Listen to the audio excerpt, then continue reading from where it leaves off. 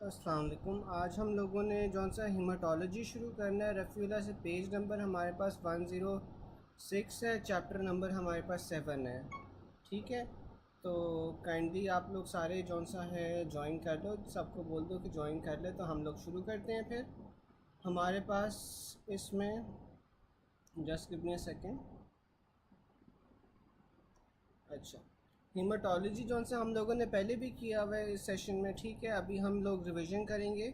सबसे पहला आपके पास ना डिसऑर्डर्स दिए हुए हैं, फिर उसमें आपके पास दिया हुआ है कि एसोसिएटेड ना फाइंडिंग्स क्या क्या होती हैं। ठीक है, तो सबसे पहले ना हम हेपरिन देख लेते हैं। हेपरिन आपको पता है कि आपके पास एक एंडोजेनस एंटी कोगुलेंट होता है। ठीक है, बॉडी के अंदर एक एंटी कोगुलेंट प्रोड्यूस हो रहा होता है जिसे हम हेपरिन कहते हैं, और इसने आपके पास कोगुलेशन को रोकना होता है। अब जो हेपरिन अगर आप देते हो तो हेपरिन में आपके पास पीटी इंक्रीज़ करता है, एपीटीटी इंक्रीज़ करता है, जो आपके पास प्लेटलेट काउंट है वो नॉर्मल रहता है, ब्लीडिंग टाइम भी नॉर्मल रहता है। ठीक है, अच्छा मैं आवाज़ जौन सी है ना वो सही करता हूँ। आपके पास जो हेपरिन है, हेपरिन के अंदर हमें पता है कि ये एंडोजिनस एक एंटीकोगुलेंट है। इसमें हमारे पास पीटी भी ज़्यादा होता है, एपीटीटी भी ज़्यादा होता है, प्लेटलेट काउंट नॉर्मल रहता है, ब्लीडिंग टाइम भी नॉर्मल रहता है। ठीक है, तो आप मुझे कोई बता सकता है कि जो हमारे पास पाथवेज होते हैं वो दो होते हैं, इंट्रिंसिक पाथवेज होते हैं और एक्सट्रिंसिक पाथवेज होते हैं जो कोगुलेशन करवा रहे होते हैं। ठीक है, जो सेकेंडरी कोगुलेशन करवा रहे होते हैं। अब जो हेपरिन है, अगर वो पीटी को भी इंक्रीज़ करेगा और एपीटीटी को भी इंक्रीज़ करेगा, तो मुझे कोई बता सकता है कि ये इंट्रिंसिक पाथवे को इफेक्ट कर रहा है या एक्सट्रिंसिक पाथवे को इफेक्ट कर रहा है? कोई मुझे चैट बॉक्स में बता सकता है? फिर हमारे पास ना लिवर डिजीज़ आ जाती है। लिवर डिजीज़ के अंदर भी आपके पास वही हो रहा होता है कि आपके पास पीटी और एपीटीटी जो दोनों जॉन्स हैं ना वो इंक्रीज़ हो रहे होते हैं। अब मुझे कोई चैट बॉक्स में यार जल्दी जल्दी बताओ कि अगर पीटी और एपीटीटी इंक्रीज़ हो रहे हैं बोथ, डॉक्टर कॉकब ने सही कहा है कि ये इंट्रिंसिक और एक्सट्रिंसिक दोनों को इफेक्ट करेगा। ठीक है, क्योंकि जो एपीटीटी है वो आपके पास इंट्रिंसिक वो इंट्रिंसिक पाथवे को देख रहा होता है, जबकि जो पीटी है वो आपके पास होता है फॉर एक्सट्रिंसिक पाथवे। ठीक है, तो अगर ये आपके पास दोनों इंक्रीज हो रहे हैं तो इसका मतलब है कि उस डिसऑर्डर के अंदर आपके पास इंट्रिंसिक और extrinsic pathways both are being affected ना। ठीक है, तो इसी तरह लिवर डिजीज़ के अंदर क्या होगा, अब क्योंकि ये जो सारे कोगुलेशन पाथवे है इसको आपके पास सर्टेन प्रोटीन्स चाहिए होती हैं जो कि आपके पास लिवर से बन रही होती हैं। ठीक है, कोगुलेशन फैक्टर्स चाहिए होते हैं जो लिवर से बन रहे होते हैं। तो लिवर डिजीज़ के अंदर भी ना आपके पास दोनों पीटी और एपीटीटी इंक्रीज होंगे। प्लेटलेट काउंट क्योंकि अब आपके पास नॉर्मल है, तो प्लेटलेट काउंट अगर नॉर्मल होगा तो उससे ब्लीडिंग टाइम भी आपके पास नॉर्मल ही होगा। ठीक है, अगर आपके पास प्लेटलेट्स कम हो जाते हैं तो उससे आपके पास ब्लीडिंग टाइम ज़्यादा होता है। तो इनमें देखो कि आपके पास जो प्लेटलेट काउंट है वो आपके पास नॉर्मल रह रहा है, रिजल्टिंगली आपके पास जो ब्लीडिंग टाइम है वो भी नॉर्मल होगा। और लिवर डिजीज़ में हमें पता है कि एएलटी एएसटी दोनों रेज्ड होते हैं। ठीक है, फिर आपके पास आ जाते हैं विटामिन के डिफिशिएंसी। अब विटामिन के का क्या काम होता है? विटामिन के जौन सा होता है वो कुछ आपके पास जो ये प्लाज्मा प्रोटीन्स होती हैं उन्हें रीअब्जॉर्ब करने के अंदर हेल्प करता है। ठीक है, कुछ कोगुलेशन फैक्टर्स को ये रीअब्जॉर्ब करवाता है। आप मुझे कोई बता सकता है कि जो विटामिन के है वो आपके पास कौन से कोगुलेशन फैक्टर्स को रीअब्जॉर्ब करवाता है? मुझे चैट बॉक्स में कोई बता सकता है? अब ये देखो कि ये जो कोगुलेशन फैक्टर्स को रीअब्जॉर्ब करवा रहा है ना, ये कोगुलेशन फैक्टर्स भी जौन सा हैं आपके पास दोनों इंट्रिंसिक और एक्सट्रिंसिक एक्टिविटी के अंदर इन्वॉल्व होंगे। कोई मुझे बता सकता है चैट बॉक्स में कि कौन कौन से कोगुलेशन फैक्टर्स होते हैं जिन्हें विटामिन के रीअब्जॉर्ब करवाता है? अच्छा, उसके साथ साथ ना विटामिन के में भी आपके पास जो प्लेटलेट काउंट है वो नॉर्मल रहेगा, ब्लीडिंग टाइम भी आपके पास नॉर्मल रहेगा। बिल्कुल, 2, 7, 9, 10 और साथ में प्रोटीन सी और प्रोटीन एस। ठीक है, ये आपके पास कोगुलेशन फैक्टर्स होते हैं जो वो विटामिन के रीअब्जॉर्ब करवा रहा होता है। ठीक है, अब खुद देखो कि जो आपके पास 2, 7, 9, 10 है ये आपके पास इंट्रिंसिक पाथवे भी आ जाता है, इंट्रिंसिक पाथवे भी आ जाता है और साथ में कॉमन पाथवे भी आ जाता है। ठीक है, तो ये सारे पाथवेज को इफेक्ट कर रहे हैं, इसलिए आपके पास पीटी और एपीटीटी दोनों इंक्रीज है, जबकि प्लेटलेट काउंट नॉर्मल है और ब्लीडिंग टाइम भी नॉर्मल है। फिर हमारे पास हीमोफीलिया आ जाता है। अब हीमोफीलिया के अंदर क्या होता है कि ओनली योर इंट्रिंसिक फैक्ट वो इंट्रिंसिक पाथवे इज इफेक्टेड, ठीक है। हाल ही आपके पास इंट्रिंसिक पाथवे इफेक्ट होगा, क्योंकि हीमोफीलिया के अंदर कौन सा कोagulation फैक्टर होता है जिसकी डिफिशिएंसी होती है? मुझे चैट बॉक्स में आप लोग बताओ कि जो हीमोफीलिया होता है उसमें कौन से कोagulation फैक्टर की डिफिशिएंसी होती है। अच्छा, अब देखो वो जो कोagulation फैक्टर होगा ना वो आपके पास will be a part of the intrinsic pathway, ठीक है। जबकि इसमें आपके पास पीटी नॉर्मल होता है, प्लेटलेट काउंट और ब्लीडिंग टाइम भी नॉर्मल होता है। बिल्कुल डॉक्टर समराना ने सही बताया है कि आपके पास जो फैक्टर 8 है ना, फैक्टर 8 की डिफिशिएंसी हो जाती है, and factor 8 is a part of the intrinsic pathway. तो इस वजह से आपके पास इंट्रिंसिक पाथवे कौन इंडिकेट करता है? एपीटीटी, तो इसलिए आपके पास एपीटीटी रेज्ड हो जाता है, ठीक है। अब हाँ बिल्कुल, डॉक्टर कौकब ने मज़ीद एलैबोरेट कर दिया है कि हीमोफीलिया ए जौन सा होता है वो फैक्टर 8 होता है, हीमोफीलिया बी आपके पास फैक्टर 9 होता है, और हीमोफीलिया सी आपके पास फैक्टर 11 होता है। तो बेसिकली आप देखो कि जो तीनों आपके पास हैं, तीनों के तीनों फैक्टर्स जौन से हैं वो आपके पास इंट्रिंसिक पाथवे में ही आ रहे हैं, तो इस वजह से आपके पास एपीटीटी फिर इसमें रेज्ड हो जाता है, ठीक है। फिर आपके पास ना आ जाता है वॉन विली-ब्रॉन डिजीज़। अब जो वॉन विली-ब्रॉन डिजीज़ है ना उसमें आपके पास क्या होता है कि वॉन विली-ब्रॉन फैक्टर जौन सा होता है ना वो कम हो जाता है। और वॉन विली-ब्रॉन फैक्टर का क्या काम होता है? प्लेटलेट की एडहीजन करवाना, ठीक है, प्लेटलेट की एडहीजन करवाना with the blood vessel wall, ठीक है। ये वॉन विली-ब्रॉन फैक्टर का काम होता है। वॉन विली-ब्रॉन डिजीज़ में इसकी डिफिशिएंसी हो जाएगी, और जब आपके पास वॉन विली-ब्रॉन फैक्टर की डिफिशिएंसी हो जाएगी तो इसमें आपके पास कौन सा फैक्टर इन्वॉल्व होता है? मुझे कोई बता सकता है चैट बॉक्स में कि वॉन विली-ब्रॉन डिजीज़ में आपके पास कौन सा फैक्टर इन्वॉल्व होता है? इसमें आपके पास एपीटीटी इंक्रीज़ हो रहा है, प्लेटलेट काउंट नॉर्मल रह रहा है, जबकि ब्लीडिंग टाइम इंक्रीज़ हो रहा है। मुझे कोई बता सकता है कि वॉन विली-ब्रॉन डिजीज़ के अंदर आपके पास कौन सा ये क्लॉटिंग फैक्टर जौन सा उसकी डिफिशिएंसी होती है? बिल्कुल डॉक्टर नताशा ने सही बताया, फैक्टर 8 मेजर होता है, ठीक है। फैक्टर 8 मेजर होता है जिसकी डिफिशिएंसी होगी, तो इस वजह से एपीटीटी रेज्ड होगा। और अब देखो क्योंकि जो आपके पास प्लेटलेट्स है ना वो ब्लड वेसल के साथ जुड़ ही नहीं पा रहे, एडहीजन का मसला है, तो इस वजह से आपके पास जो ब्लीडिंग टाइम है रिजल्टिंगली वो भी इंक्रीज़ हो जाएगा, ठीक है।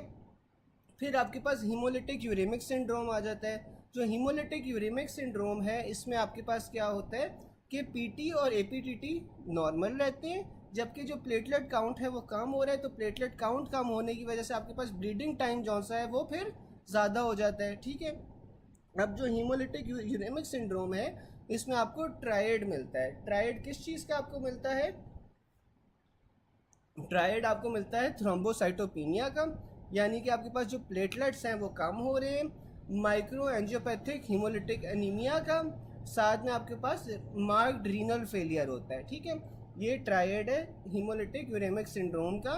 क्या क्या चीज़ें? Thrombocytopenia, micro angiopathic haemolytic anaemia और साथ में रीनल फेलियर। फिर आपके पास टीटीपी आ जाता है। जो टीटीपी है ना उसमें वही चीज़ें आपको मिलेंगी जो एचयूएस में मिलेंगी, लेकिन इसमें आपको पेंटाड मिलेगा। पेंटाड में आपके पास क्या होगा? वही 3 चीज़ें जो ऊपर थी उसके साथ 2 और चीज़ें आ जाती हैं। वो 2 और चीज़ें क्या हैं? न्यूरोलॉजिकल सिम्टम्स आपको आएंगे, जैसे कि हेडेक, कन्फ्यूजन, फोकल डेफिसिट्स या फिर सीजर्स, साथ में आपको फीवर मिलेगा। ये आपके पास पेंटाड बन जाता है फिर टीटीपी का। फिर हमारे पास आईटीपी आ जाता है। आईटीपी के अंदर क्या होता है कि आपके पास वही जो आपके पास प्लेटलेट काउंट है वो कम हो जाता है। प्लेटलेट काउंट कम होने के साथ साथ आपके पास ब्लीडिंग टाइम बढ़ जाता है। ये अमूमन इसकी हिस्ट्री ऐसे आती है कि बच्चों में होता है, ठीक है, और बच्चों में वैक्सीनेशन के बाद होता है। तो इस तरह की अगर आपके पास हिस्ट्री आएगी तो हम आईटीपी की तरफ जाएंगे। फिर आपके पास डीआईसी में क्या होता है? डीआईसी में आपके पास पीटी एपीटीटी बढ़ जाता है, जो प्लेटलेट काउंट है वो कम हो जाता है और ब्लीडिंग टाइम ज़्यादा हो जाता है, यानी कि सारी चीज़ें डिरेंज हो जाती हैं डीआईसी में। और डीआईसी के अंदर आपको डी डाइमर्स मिलेंगे और एफडीपीज मिलते हैं, ठीक है, which are fibrin degradation products. यहाँ तक किसी को कोई चीज़ ना समझ आई हो?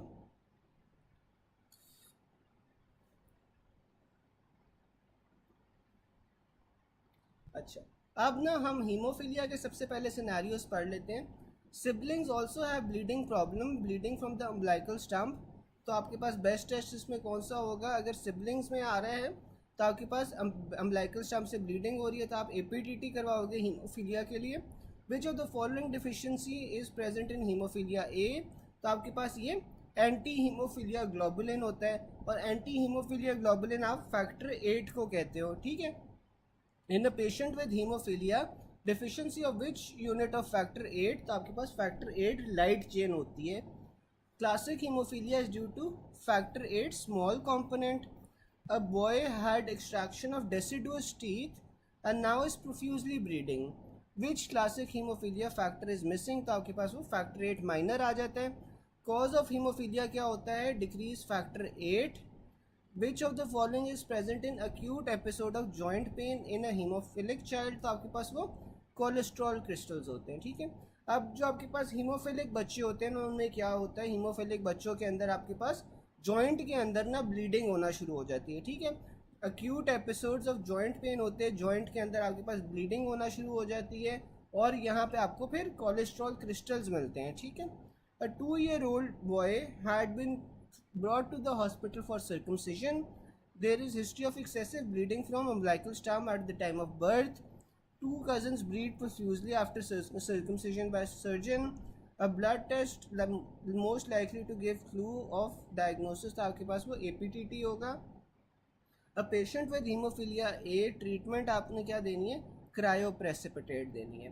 अच्छा, मुझे बता सकता है कोई कि जो क्रायोप्रेसिपिटेट होता है इसमें आपके पास कौन से फैक्टर्स मौजूद होते हैं, या आप हीमोफीलिया की ट्रीटमेंट में दे रहे हो तो इसमें आपके पास कौन से फैक्टर्स मौजूद होंगे क्रायोप्रेसिपिटेट के अंदर, मुझे चैट बॉक्स में आप लोग बताओ। Which will least likely cause increase bleeding time, तो आपके पास वो डिफिशिएंसी ऑफ फैक्टर 9 होती है, ठीक है। अब जो आपके पास हीमोफीलिया होता है, हीमोफीलिया में आपके पास कौन सा है, वो ब्लीडिंग टाइम तो ऐसा सच इफेक्ट नहीं हो रहा होता ना। हीमोफीलिया का ऊपर आप टेबल अगर देखो तो उसमें ब्लीडिंग टाइम नॉर्मल होता है। ये उसने हीमोफीलिया बी की बात की हुई है, बिकॉज हो सकता है कि जो MCQs होंगे उसमें सबसे बेहतर ऑप्शन आपके पास यही बन रहा होगा, हीमोफीलिया बी बन रहा होगा, जिसमें आपके पास फैक्टर 9 की डिफिशिएंसी है, ठीक है। बिल्कुल, फैक्टर 8 और 13 होते हैं, ठीक है। जो क्रायोप्रेसिपिटेट होता है, क्रायोप्रेसिपिटेट के अंदर आपके पास फैक्टर 8 और 13 होते हैं, ठीक है। अच्छा, डॉक्टर जोया पूछे कोलेस्ट्रॉल क्रिस्टल्स का कोई रीज़न है। डॉक्टर जोया, इस तरह है कि देखो आपके पास जब जॉइंट्स के अंदर ब्लीडिंग होगी ना, तो इसमें आपके पास जो ब्लड है वो आपके पास हाइपर विस्कस हो जाएगा, वो आपके पास जमना शुरू हो जाएगा जॉइंट्स में, तो उसमें आपके पास जो कोलेस्ट्रॉल्स है ना, कोलेस्ट्रॉल जो आपके पास है वो आपस में मिल के क्रिस्टल्स बना देते हैं जॉइंट्स के अंदर, ठीक है। इस वजह से, क्योंकि जब इंट्रा आर्टिकुलर आपके पास हेमरेज होता है तो उसमें आपके पास हाइपर विस्कोसिटी हो जाती है और कोलेस्ट्रॉल क्रिस्टल्स मिल के, वो कोलेस्ट्रॉल जो आपके पास होता है वो मिल के क्रिस्टल्स बना देता है, इस वजह से। फिर आपके पास आ जाता है कि a young boy presented with purpura, RBCs, WBCs platelets normal, PT BT normal, clotting time prolong, he is suffering from haemophilia A। फिर आपके पास आ जाता है most common cause of deranged APTT और नॉर्मल PT, तो ये आपके पास क्या होगा, फैक्टर 8 इनहिबिटर होगा। फिर अगला आपके पास आ जाता है ब्लीडिंग टाइम नॉर्मल, आपके पास फैक्टर 9 डिफिशिएंसी में होती है। डायग्नोस्टिक टेस्ट फॉर हीमोफीलिया आपके पास क्या होता है, अच्छा जो डायग्नोस्टिक टेस्ट है ना वो आपने क्या करवाना है, इसमें फैक्टर 8 SA करवाना है, ठीक है। जो आपके पास APTT के लेवल्स होते हैं वो आपके पास हेल्प करेंगे डायग्नोज करने में, लेकिन जो डायग्नोस्टिक टेस्ट होगा फॉर हीमोफीलिया वो क्या होगा, फैक्टर 8 SA, यानी कि फैक्टर 8 के लेवल्स करवाओगे।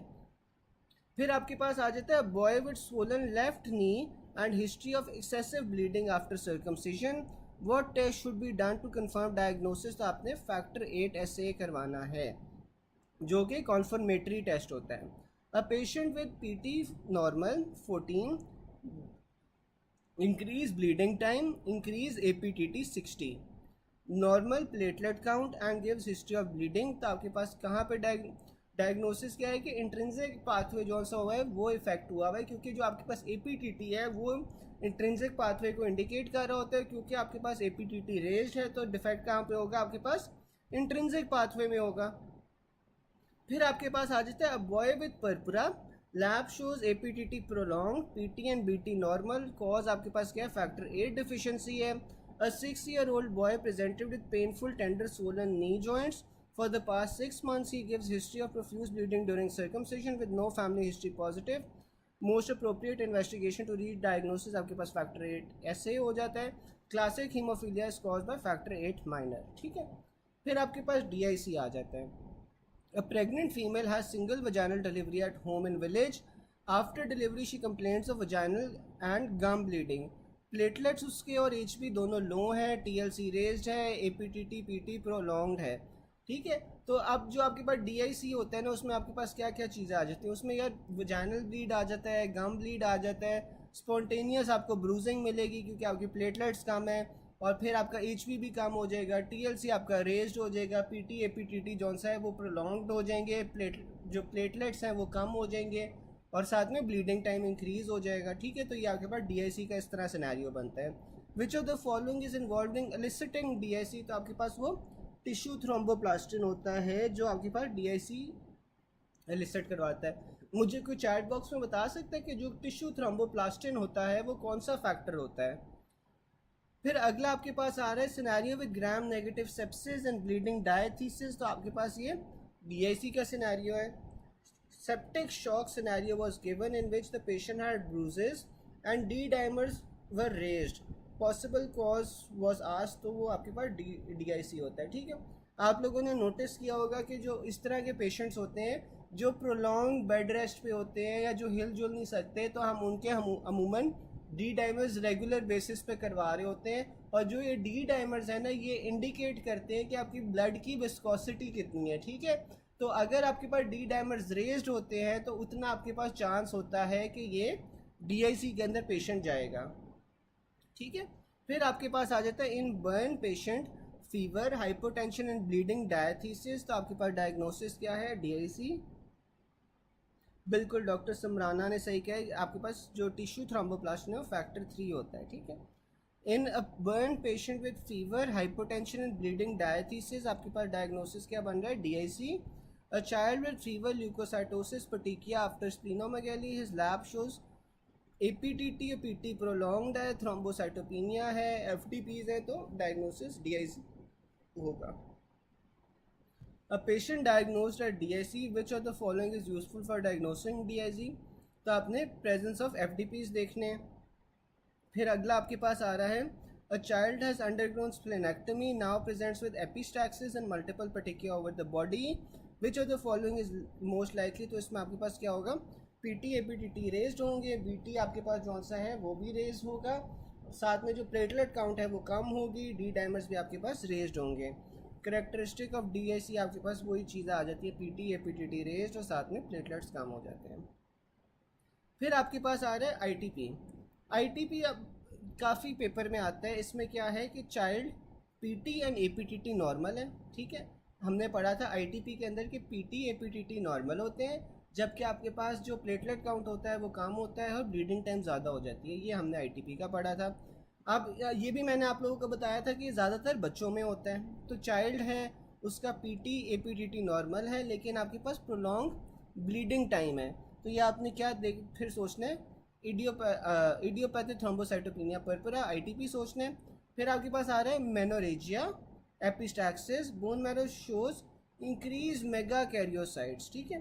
अब जो आपके पास ITP होता है ना, इसमें आपके पास जो प्लेटलेट्स होते हैं, प्लेटलेट्स का साइज जौन सा होता है ना वो इंक्रीज हो जाता है, इन्हें मेगा कैरियोसाइट्स कहते हैं.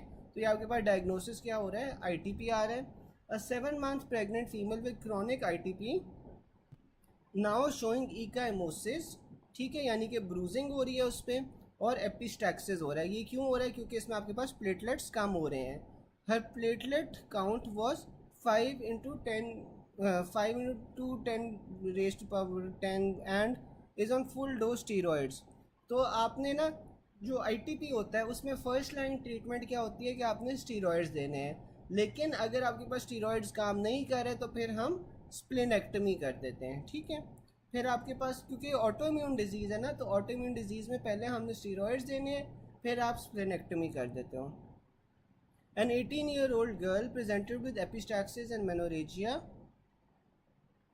बिल्कुल फिर आपके पास आ रहा है, an 18-year-old girl presented with epistaxis and menorrhagia on bone marrow aspirate, there is hyperplasia of megakaryocytes, तो ये आईटीपी होगा। फिर normal PT and normal APTT only thrombocytopenia, तो ये आपके पास आईटीपी होगा। A child has on and off bruising and epistaxis, increase BT, normal PT and APTT, तो आपके पास आईटीपी आ जाएगा। A 60-year-old female with petechiae, easy bruising, no family history, causative factor आपके पास क्या है, ITP है। A 5-year-old boy comes over with overnight petechial spots. 2 weeks back he had history of abdominal pain and no hepatosplenomegaly, तो आपके पास ये ITP आ जाएगा, ठीक है। अब वो आपको सिनेरियोज में डिफरेंस बता रहा है। A 9 month girl vaccinated 2 weeks back now develops rash all over the body and fever. CBC में आपके पास HP13 है, WBC में आपके पास IV इम्यूनोग्लोबुलिन। अच्छा डॉक्टर जोया, हम नमाज ब्रेक लेते हैं ना, नमाज ब्रेक में मैं आपको ये कंफर्म करके बता देता हूँ, ठीक है। जो इसका ऑर्डर होगा मैं आपको नमाज ब्रेक के बाद कंफर्म करके बता देता हूँ।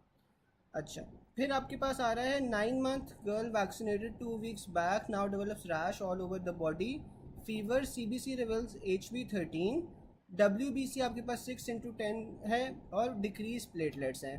पेरिफेरल स्मेयर में आपको लार्ज प्लेटलेट्स मिल रहे हैं, तो आपके पास डायग्नोसिस क्या बन रहा है, आईटीपी बन रहा है। ठीक है डॉक्टर बुशरा, डॉक्टर जोया, मैं आप लोगों को ना ये एक बार नमाज ब्रेक हो जाए तो उसमें मैं आपको ये कंफर्म करके बता देता हूँ। A girl, a young girl presented with a history of gum bleeding. Peripheral smear shows giant platelets. Total platelet count is 85.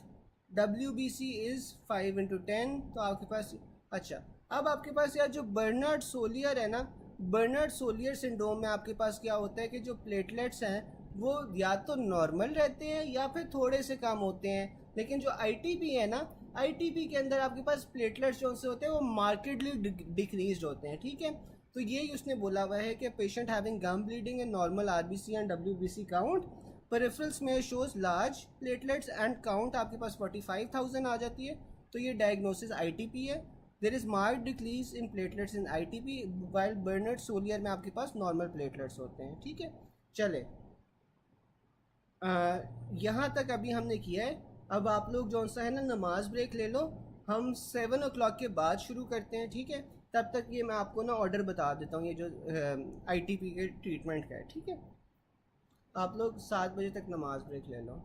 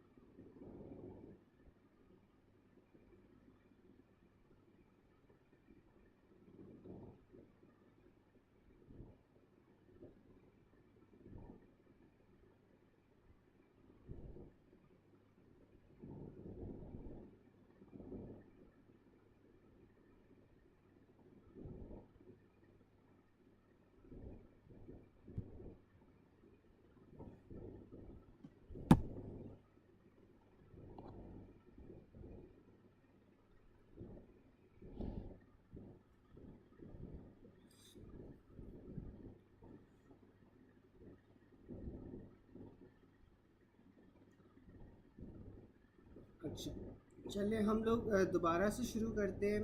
हाँ, जो आपके पास था ना आईटीपी वाला पॉइंट, बिल्कुल ये आपने रफ़ीला में क्रैक कर लेना है कि जौन सा है ना, आपके पास सबसे पहले स्टीरॉयड्स होती हैं जो फर्स्ट लाइन होती है, उसके बाद हमने इम्यूनोग्लोबुलिन्स देनी है, और फिर आपने जौन सा है ना वो splenectomy as a last resort करनी है। आप लोग बिल्कुल सारे सही कह रहे हो, ठीक है। तो वेल डन गाइस, सही है। सबसे पहले स्टेरॉइड्स हैं, फिर आपके पास स्प्लेनेक्टमी है, और फिर वो सॉरी स्टेरॉइड्स हैं, फिर इम्यूनोग्लोबुलिन्स, और फिर आपके पास स्प्लेनेक्टमी है, ठीक है। ये ऑर्डर है। तो हो सकता है उसमें आपके पास जो स्टेटमेंट है ना रफ़ीला में दी हुई है, इसमें शायद इम्यूनोग्लोबुलिन्स का ऑप्शन ही ना हो, इसलिए उसने स्प्लेनेक्टमी लिख दिया, लेकिन पहले आपने इम्यूनोग्लोबुलिन्स उसमें देने हैं। फिर आपके पास आ रहा है scenario related to von Willebrand disease, young girl having bleeding problem with her brother suffering from the same problem, ठीक है। लेबॉर्ट्री इन्वेस्टिगेशंस में आपके पास क्या है कि ब्लीडिंग टाइम इंक्रीज है, नॉर्मल पीटी है, रेज्ड एपीटीटी है, और नॉर्मल प्लेटलेट्स हैं। तो ये आपके पास कहाँ पे डिफिशिएंसी होगी? आपके पास वॉन विलिब्रॉन डिजीज़ होगी। ये आपके पास क्यों होगी? क्योंकि आप देखो कि इसमें आपके पास एपीटीटी भी रेज्ड है और ब्लीडिंग टाइम भी रेज्ड है। जो हीमोफीलिया था, हीमोफीलिया में हाल ही आपके पास क्या था, आपके पास उसमें एपीटीटी रेज्ड होता है, ठीक है। फिर आपके पास अगला सिनेरियो आ जाता है, a young boy presents with bleeding, labs में बीटी इंक्रीज्ड है, एपीटीटी इंक्रीज्ड है, तो ये आपके पास फिर वॉन विलिब्रॉन डिजीज़ आ जाती है। A patient with BT increased, APTT increased, वही वाला सिनेरियो है, इसमें आपके पास वॉन विलिब्रॉन डिजीज़ आ रही है। प्लेटलेट काउंट उसने नॉर्मल दिया हुआ है। Most common inheriting bleeding disorder, जो सबसे कॉमन इनहेरिटेड ब्लीडिंग डिसऑर्डर होता है ना, ठीक है, तो वो आपके पास वॉन विलिब्रॉन डिजीज़ होती है, ठीक है। कि आपके पास जौन सा है मैटरनल या पैटर्नल साइड के ऊपर भी किसी को ब्लीडिंग डिसऑर्डर है, फिर बच्चों में भी ब्लीडिंग डिसऑर्डर आ रहा है, तो वो आपके पास वॉन विलिब्रॉन डिजीज़ होगा, जो सबसे कॉमन ब्लीडिंग डिसऑर्डर होता है। A child on list for orthopedic surgical procedure. Mother gives a strong bleeding history in both males and females from the maternal side. Labs में आपको पीटी नॉर्मल मिल रहा है, APTT raised है, BT आपके पास raised है, तो ये वॉन विलिब्रॉन डिजीज़ होगा। A 5-year-old child presents with repeated episodes of epistaxis and gum bleeding. Blood में आपके पास HP10 है, प्लेटलेट्स नॉर्मल हैं, बीटी आपके पास मोर देन 20 है, एपीटीटी आपके पास वो भी रेज्ड है, तो यह क्या डायग्नोसिस है? Von Willebrand disease. फिर आपके पास आगे आ जाता है scenario related to other disorders, a patient with liver cirrhosis need transfusion before surgery, तो आपके पास वो FFPs देते हो, ठीक है। अब नॉर्मली जब आपके पास ब्लीडिंग होती है ना, और ब्लीडिंग में आप क्या नॉर्मली देते हो? नॉर्मली आप ब्लीडिंग के अंदर FFPs देते हो, ठीक है। हमारे पास दो ऑप्शंस होती हैं ना जो आपके पास ब्लीडिंग रोकने के लिए होती हैं, या तो आप FFPs दे सकते हो, या आप जौन सा ना विटामिन K दे सकते हो। तो फौरी तौर पे ना आप FFPs देते हो, ठीक है। अब मुझे कोई बता सकते हैं कि जो FFPs होते हैं इसके अंदर आपके पास जो कोगुलेशन फैक्टर्स हैं वो कौन से होते हैं? मुझे आप चैट बॉक्स में बता सकते हो कि FFPs के अंदर आपके पास कौन से कोगुलेशन फैक्टर्स होंगे। तो वैसे ना यार, जो इमीडिएट हम देते हैं वो FFPs देते हैं, क्योंकि विटामिन K का जौन सा होता है वो थोड़ा लॉन्ग टर्म इफेक्ट होता है, उसने पहले जौन सा होता है आपके पास सारे जो कोगुलेशन फैक्टर्स हैं उनकी अब्जॉर्प्शन करनी है, फिर वो काम आते हैं। जबकि FFPs में आपके पास ऑलरेडी एंटी कोगुलेंट्स होते हैं, तो आप नॉर्मली FFPs देते हो। Newborn with normal bleeding time, prolong PT and prolong APTT, तो आपके पास ये क्या होगा? विटामिन K डिफिशिएंसी होगी, जिसमें आपके पास एपीटीटी पीटी दोनों जौन सा है वो इंक्रीज होते हैं। फिर आपके पास PT prolonged in liver disease, PT monitoring is used in liver disease. फिर आपके पास आ रहा है child just born has blood stools and increase PT and APTT but normal BT, तो आपके पास ये क्या है? विटामिन K डिफिशिएंसी है, क्योंकि विटामिन K डिफिशिएंसी ज़्यादातर बच्चों में मैनिफेस्ट करती है ना, ठीक है। फिर आपके पास fragmented RBCs along with fever and altered mental status, तो आपके पास ये TTP था। TTP में हमारे पास क्या था? TTP में हमारे पास पेंटार्ड था, और वो हीमोलिटिक यूरेमिक सिंड्रोम से किस तरह हम डिफ्रेंशिएट कर रहे थे कि उसमें दो चीज़ें और आ गई थी। कौन कौन सी दो चीज़ें आ गई थी? फीवर और ऑल्टर्ड मेंटल स्टेटस, ठीक है, बिल्कुल फैक्टर 9। डॉक्टर असद हमारे पास पेज नंबर जौन सा है वो है, एक सेकेंड, 108 है, 108 पे अभी हम, ठीक है। फिर हमारे पास ना आ रहा है which clotting factor deficiency causes coagulation rather than bleeding. अब देखो जो आपके पास नॉर्मली क्लॉटिंग फैक्टर्स होंगे, अगर नॉर्मली क्लॉटिंग फैक्टर्स में कोई डिफिशिएंसी होगी तो आपके पास क्या होना चाहिए, ब्लीडिंग होनी चाहिए ना, क्योंकि जो कोगुलेशन फैक्टर्स हैं उनका क्या काम होता है कि वो आपके पास सेकेंडरी प्लेटलेट प्लग बनाते हैं, यानी कि वो आपके पास थ्रोम्बोसिस या कोगुलेशन करवा रहे होते हैं। लेकिन एक ऐसा भी कोगुलेशन फैक्टर होता है जिसकी डिफिशिएंसी की वजह से ब्लीडिंग होना शुरू हो जाती है रादर देन कोगुलेशन। तो वो आपके पास क्लॉटिंग फैक्टर कौन सा आता है, फैक्टर 12 होता है, जिसकी डिफिशिएंसी की वजह से आपके पास ब्लीडिंग हो रही है। ठीक है, फिर आपके पास डिजीज़ आ रही हैं और फिर आगे उसमें बता रहे हैं कि वो क्या होता है। अब फैक्टर 5 लेडन में क्या होता है, अब जो फैक्टर 5 लेडन है ना, this is the most frequent cause of hereditary thrombophilia. ठीक है, यानी कि हेरिडिटरी थ्रोम्बोफिलिया का क्या मतलब हुआ कि हेरिडिटरी आपके पास कोगुलेशन हो रही है। Prothrombotic familial syndrome occurring most often in adolescents या young women. This is due to abnormal factor 5, ठीक है, और also known as hereditary resistance to activated protein C। अब ये जो रेजिस्टेंस है ना टू प्रोटीन सी, ये आई थिंक मैंने बहुत डिटेल में पिछली बार आप लोगों को बताया था कि फैक्टर 5 और प्रोटीन सी का आपस में क्या रिलेशन होता है। ठीक है, अगर आप लोग कहोगे तो मैं आप लोगों को जो नीट वाली क्लास होगी उसमें दोबारा से बता दूंगा, लेकिन ये मैंने ऑलरेडी काफ़ी डिटेल में बताया था कि जो फैक्टर 5 होता है प्रोटीन सी होता है, इनका आपस में क्या रिलेशन होता है। ठीक है, तो इसमें आपके पास हो क्या रहा होता है कि आपके पास रेजिस्टेंस हो रही होती है टू प्रोटीन सी, जिस वजह से आपके पास फैक्टर 5 म्यूटेशन होती है, रेजिस्टेंस वो लेडन हो जाता है। ठीक है, फिर आपके पास यार अगला पॉइंट आ जाता है एंटी फॉस्फोलिपिड सिंड्रोम। अच्छा, अब ये उसने बता दिया कि जो फैक्टर 5 है ना, वो हेरिडिटरी थ्रोम्बोफिलिया का सबसे जो मेजर या मोस्ट फ्रीक्वेंट कॉज होता है ना, वो फैक्टर 5 ब्लीडिंग होता है। अब मुझे कोई बता सकता है कि हेरिडिटरी ब्लीडिंग का जो है वो सबसे कॉमन डिजीज़ कौन सी होती है जो हेरिडिटरी ब्लीडिंग करवा रही होती है, हमने ऊपर पढ़ा है। ठीक है डॉक्टर शामी, मैं आप लोगों को ना मीट वाला जो सेशन होगा उसके अंदर बता दूंगा। ठीक है, मीट वाले सेशन में बता दूंगा।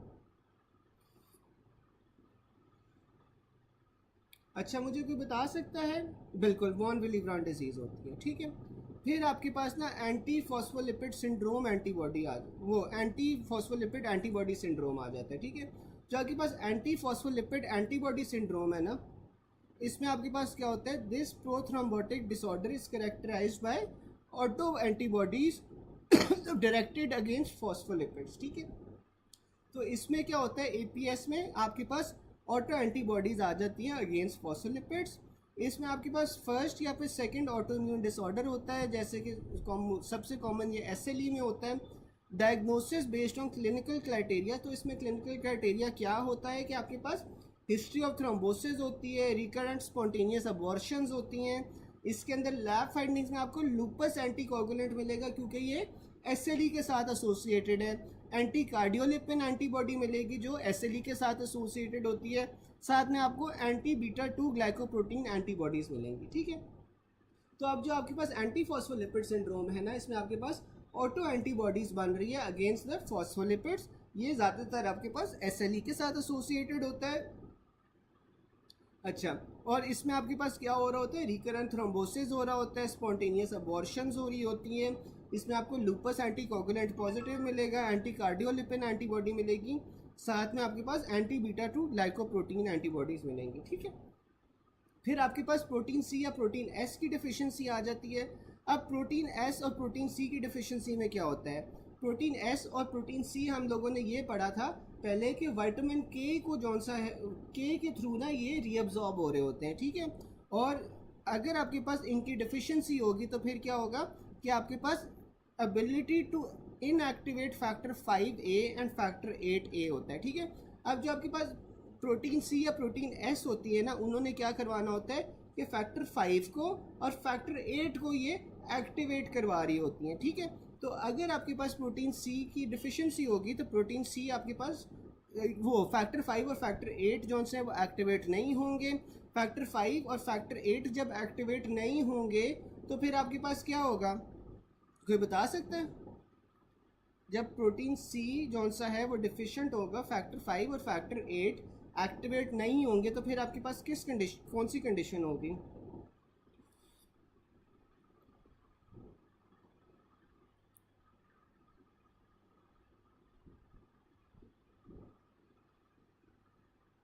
थ्रोम्बोसिस होगा या ब्लीडिंग होगी?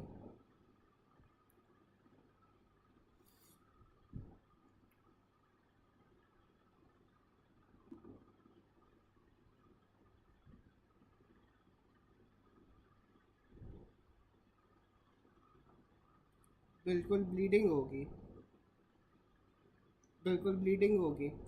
ठीक है, फिर आपके पास ना increase risk of thrombotic skin necrosis आ जाता है इसमें with haemorrhage after administration of warfarin.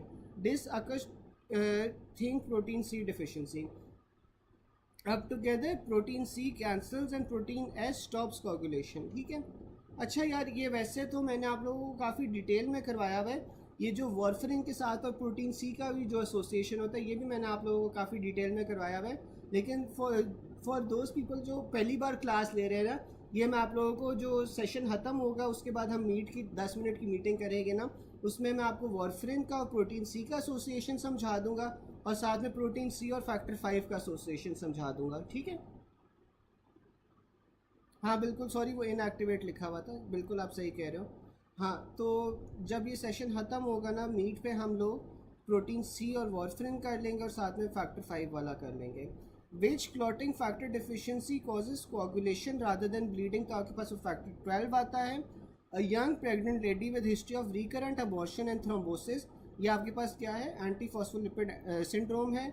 Most common acquired thrombotic disorder कौन सा होता है, वो आपके पास एंटी फॉस्फोलिपिड सिंड्रोम होता है। ठीक है, जो एक्वायर्ड होता है ना वो आपके पास एंटी फॉस्फोलिपिड सिंड्रोम होता है, जबकि जो इनहेरिटेड डिसऑर्डर होता है वो आपके पास फैक्टर 5 लेडेन होता है। ठीक है, patient on warfarin for 2 days develop ecchymosis.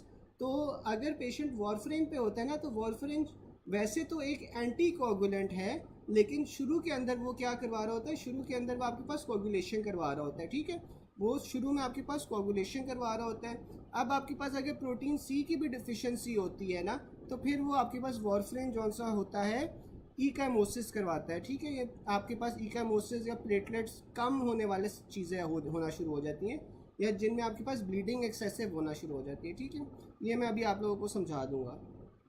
फिर most common cause of acquired thrombosis आपके पास एंटी फॉस्फोलिपिड सिंड्रोम आ जाता है। 25-year-old patient lady presented with recurrent abortions and thrombosis, तो आपके पास क्या डायग्नोसिस है, एंटी फॉस्फोलिपिड सिंड्रोम है।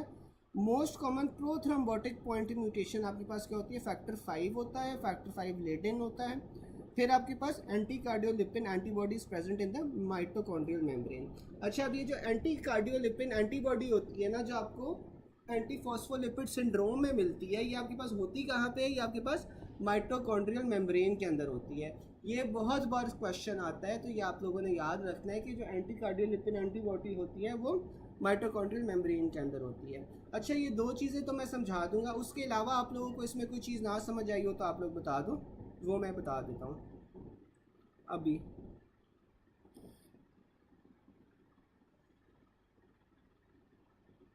वॉइस कम आ रही है, चलो मुझे 1 सेकंड दो, मैं आवाज़ का कुछ करता हूँ।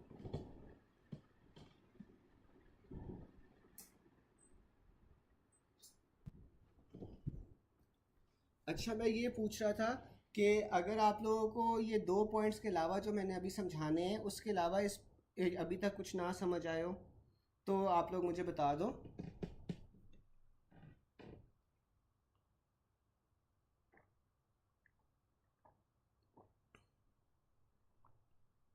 जी जी, मैं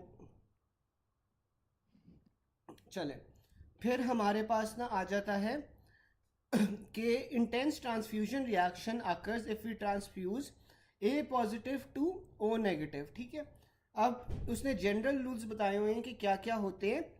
जो ओ नेगेटिव होता है ना, वो आपके पास यूनिवर्सल डोनर होता है, ये आप लोगों को ऑलरेडी पता होगा कि जो ओ नेगेटिव है वो यूनिवर्सल डोनर होता है, यानी कि वो आपको किसी भी ब्लड ग्रुप में खून दे सकता है, लेकिन वो हाली रिसीव जो सा है वो ओ नेगेटिव से कर सकता है।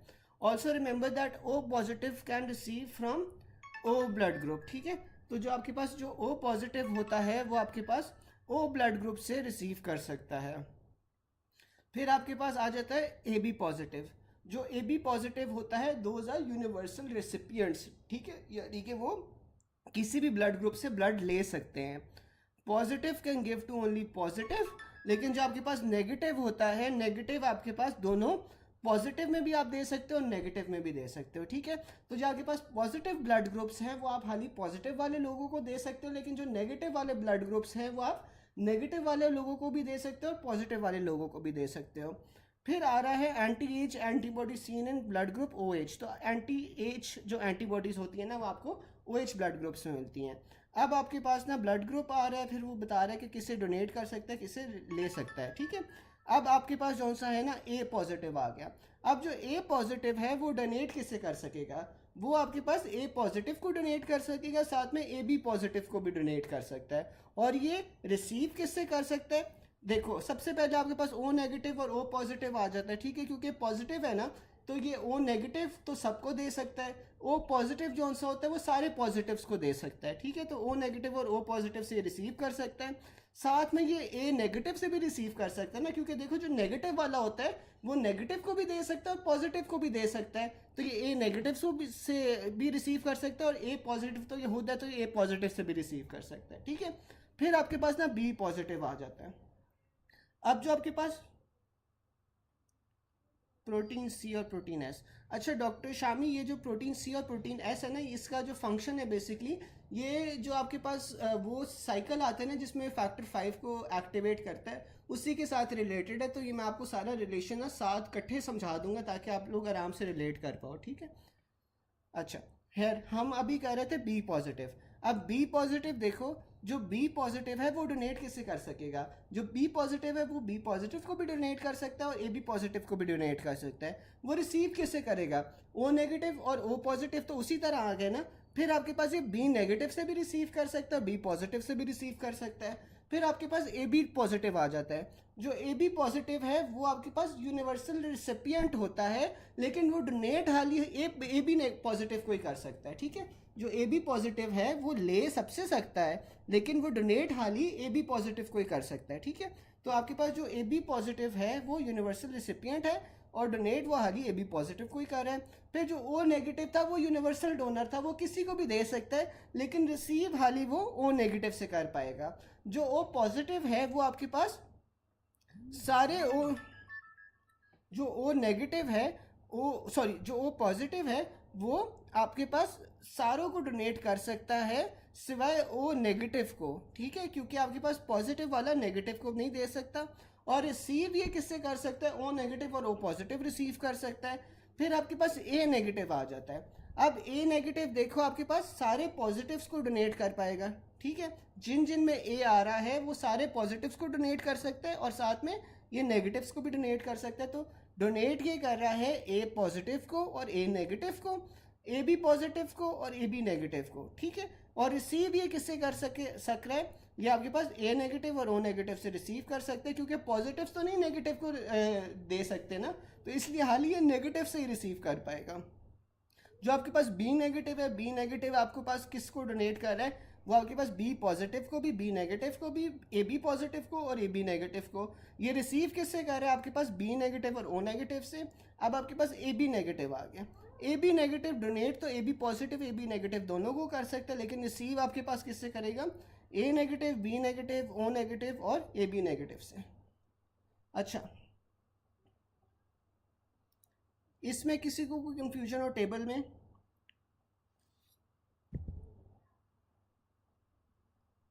इस टेबल में किसी को कोई मसला हो?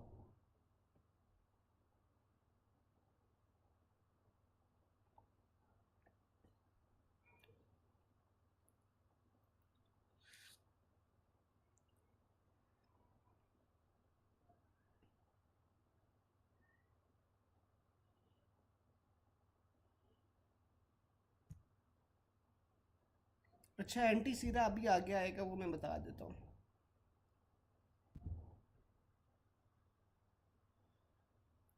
अच्छा, फिर आपके पास ना आगे आ रहा है regarding a mother with O negative blood group. अब जो ओ नेगेटिव ब्लड ग्रुप होगा मदर का, उसमें आपके पास दोनों एंटी ए और एंटी बी एंटीबॉडीज़ आ जाती हैं इन हर ब्लड ग्रुप, ठीक है। जो ओ नेगेटिव वाले लोग होते हैं उनमें आपके पास anti A, O positive, A negative, B negative तो करेगा। अब जो आपके पास ओ पॉजिटिव है, ओ पॉजिटिव आपके पास कौन सा है वो नहीं नहीं डॉक्टर साहिबा, डॉक्टर आमना देखे ना कि जो पॉजिटिव वाला है वो नेगेटिव को तो ब्लड नहीं दे सकता ना, पॉजिटिव वाला नेगेटिव वाले को तो ब्लड नहीं दे सकेगा। तो ओ पॉजिटिव जौन सा है ना वो सारे पॉजिटिव्स को तो ब्लड दे सकता है, ठीक है, लेकिन आपके पास नेगेटिव्स वाले को ब्लड नहीं दे सकता, ठीक है। तो जो ओ पॉजिटिव है वो आपके पास ए पॉजिटिव को दे सकेगा, बी पॉजिटिव को दे सकेगा, ए बी पॉजिटिव को दे सकेगा, लेकिन नेगेटिव्स वालों को नहीं ये दे सकता, ठीक है।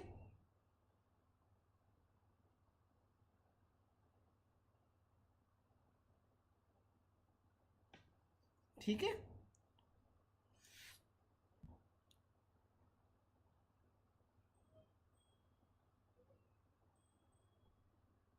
एंटी सीरा मैं अभी बता देता हूँ, इसके अलावा किसी को कोई क्वेश्चन हो?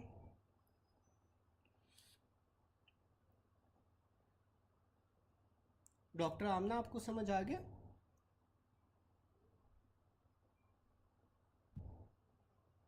अच्छा, फिर अगला हम करते हैं anti H antibodies are seen in blood group O H regarding blood group antigens equally immunogenic होते हैं। अगर आपके पास ये आ जाए कि ब्लड ग्रुप्स बने किस तरह होते हैं तो आपने ग्लाइकोप्रोटीन्स को चूज़ करना है, ठीक है, कि जो आपके पास ब्लड ग्रुप एंटीजन्स हैं वो ग्लाइकोप्रोटीन्स के नेचर होते हैं।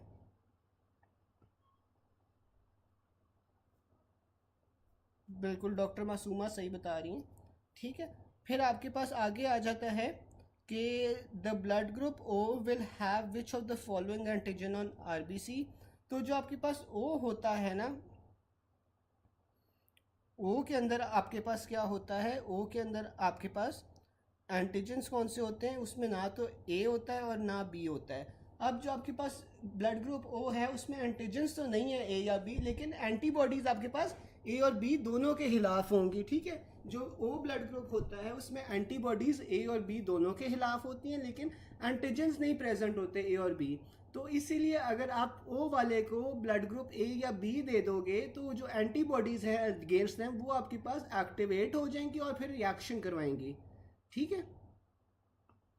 फिर आपके पास आ जाता है कि antigens on RBCs appear on which week of the foetus. तो जो आपके पास ये एंटीजन्स वो हैं आरबीसीज के ऊपर, ये 20th वीक के ऊपर अपेयर होते हैं। तो 20th वीक के ऊपर आप जाके ना ब्लड टाइपिंग कर सकते हो या बता सकते हो कि जो बच्चा है उसका जो ब्लड ग्रुप है वो कौन सा है, ठीक है। और ये जो आपके पास एंटीजन्स होते हैं ये आपके पास ग्लाइकोप्रोटीन इन नेचर होते हैं, ठीक है, और all of them are equally immunogenic. फिर आपके पास आ जाता है regarding A positive blood group. जो ए पॉजिटिव ब्लड ग्रुप है उसमें आपके पास एंटी बी एंटीबॉडीज प्रेजेंट होती हैं इन द प्लाज्मा, इसीलिए आप जौन सा है ए वाले को बी नहीं दे सकते। Regarding which blood group A positive are likely to develop which of these. तो जो ए पॉजिटिव वाले होते हैं उनमें ये कैंसर ऑफ स्टमक कॉमन होता है, ठीक है। जो स्टमक का कार्सिनोमा है वो आपके पास ए पॉजिटिव वालों में कॉमन होता है। Blood group with no agglutinins. तो कोई अग्लूटेनिन्स आपके पास किस में नहीं होंगे, ए बी पॉजिटिव में, तभी तो वो सारों से ब्लड ले सकता है क्योंकि उसमें कोई अग्लूटेनिन्स ही नहीं प्रेजेंट, ठीक है। फिर आपके पास आ जाता है blood agglutinin is absent in which of the following. तो आपके पास ए बी जो पॉजिटिव है उसमें ब्लड अग्लूटेनिन्स नहीं होते, इसीलिए वो सारों से ब्लड ले सकता है। इसे हम यूनिवर्सल एक्सेप्टर कहते हैं या रिसिपिएंट कहते हैं। फिर आपके पास आ जाता है a mother with blood group O has a baby A B. Parents fear their baby got exchange in nursery with other babies. What test can be done to confirm that baby is theirs. तो आपने क्या करवाना है, Fino Bombay typing करवानी है। Doctor Shami इसका कोई reason नहीं है कि ए में क्यों कॉमन है, बस ए में कॉमन होता है, इसमें कोई there is no particular reason behind it. लेकिन ये ऑब्ज़र्व किया गया है कि जिन लोगों में ए पॉजिटिव ब्लड ग्रुप होता है उनमें stomach of carcinoma of stomach common होता है, इसमें कोई रीज़न नहीं है इसके पीछे, या हमें नहीं पता कि रीज़न क्या है। ठीक है। अच्छा, कोई मुझे बता सकता है कि ये जो फिनोबॉम्बे टाइपिंग होती है ये क्या होती है, किसी को पता है? फिनोबॉम्बे टाइपिंग क्या होती है?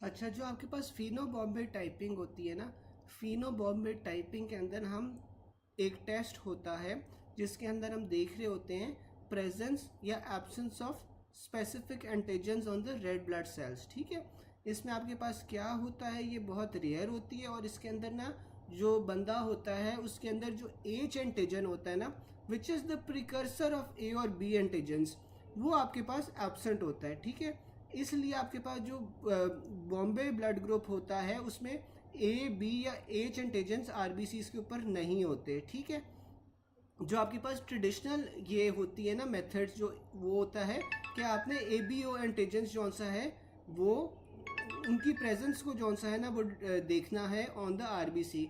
लेकिन अब जो आपके पास ये फिनो ये जौन सा बॉम्बे एंटीजन्स वाले लोग होते हैं ना, इनके अंदर ए बी ओ जो ब्लड टाइप है वो आपके पास नहीं होगा। ठीक है, इसलिए आप फिनो बॉम्बे टाइपिंग करवाते हो। ठीक है, एक सेकेंड यार मुझे देना ज़रा।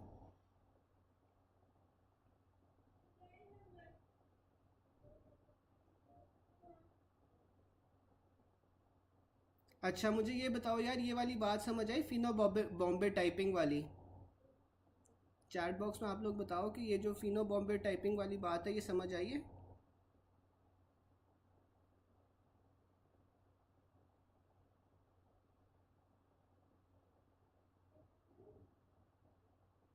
अच्छा, मैं रिपीट कर देता हूँ।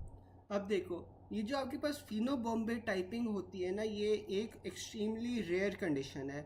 अब इस रेयर कंडीशन के अंदर क्या होता है कि आपके पास जो एच एंटीजन है ना उसकी एब्सेंस होती है, और H antigen is the precursor for blood वो ए और बी एंटीजन। ठीक है, जो एच एंटीजन होता है उसकी एब्सेंस होती है, और अगर एच एंटीजन नहीं होगा तो आपके पास ए और बी एंटीजन भी नहीं बनेंगे। तो अब जो आपके पास आरबीसी होगा ना, आरबीसी के ऊपर आपके पास ए और बी एंटीजन मौजूद नहीं होते। ठीक है, और जो आप कॉमनली ए बी ओ जो ब्लड ग्रुपिंग करवाते हो वो बेस ही इस चीज़ के ऊपर होता है कि आपके पास जो आरबीसीज हैं उसके ऊपर A B antigen A B O जो एंटीजन्स हैं वो प्रेजेंट होने चाहिए, वो इसी पे बेस्ड होता है ना। तो अगर आपके पास ये जौन सा होता है फिनो बॉम्बे एंटीजन टाइप होती है, तो इसमें आपने फिर फिनो बॉम्बे टाइपिंग करवानी है, क्योंकि ए बी ओ जो आपके पास सिस्टम है वो काम नहीं करेगा। ठीक है,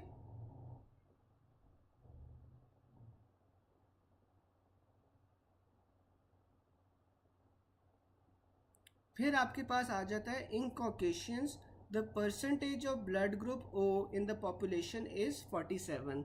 तो जो कॉकेशियंस होते हैं जैसे हम लोग हैं, तो हम लोगों के अंदर जो ब्लड ग्रुप,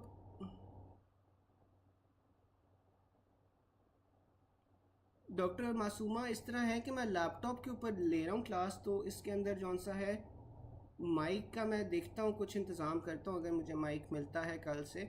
लेकिन आज के लिए आप लोगों को इसी तरह करना पड़ेगा कि कॉकेशियंस के अंदर जो आपके पास percentage of blood group O होती है वो कितनी होती है, 47% होती है, जिसमें से ओ जौन सा है वो 37% होता है, और जो ओ नेगेटिव होता है वो 8% होती है। ठीक है, तो कॉकेशियंस के अंदर सबसे कॉमन ब्लड ग्रुप कौन सा होता है, ओ पॉजिटिव ओ होता है, और ओ में भी आपके पास 47% ओ वाले होते हैं, और ओ में आपके पास 37 आर ओ पॉजिटिव और 8 आर ओ नेगेटिव।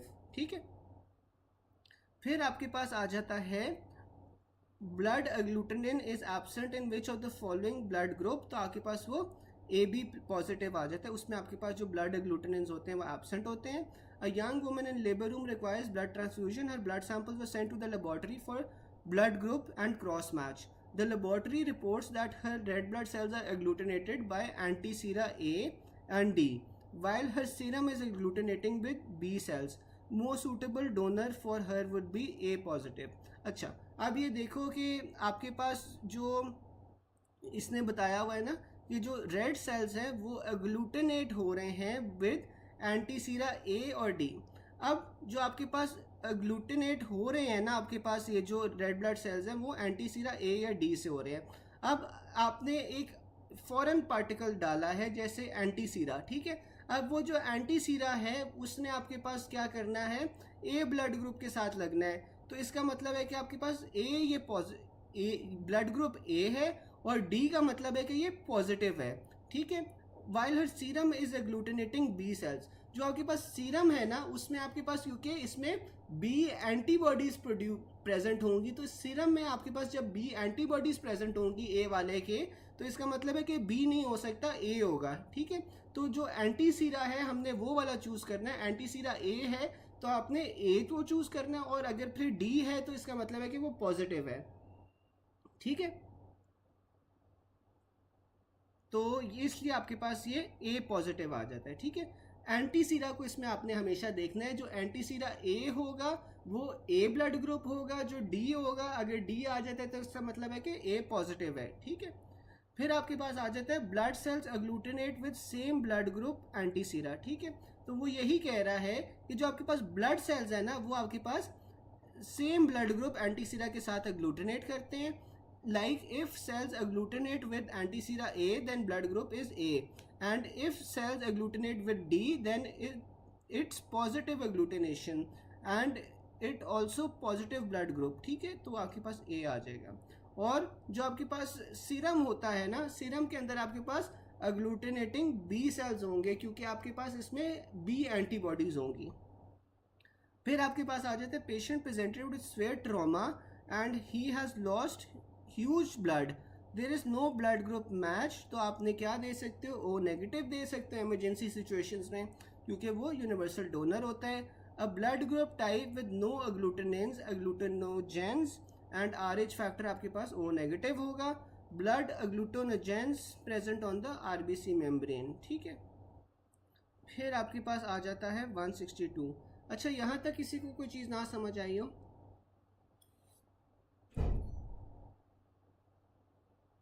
यहाँ तक किसी को कोई चीज़ ना समझ आई हो?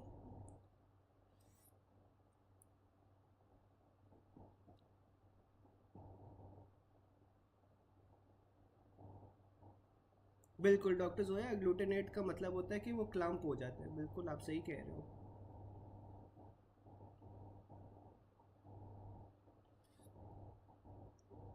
Second last point.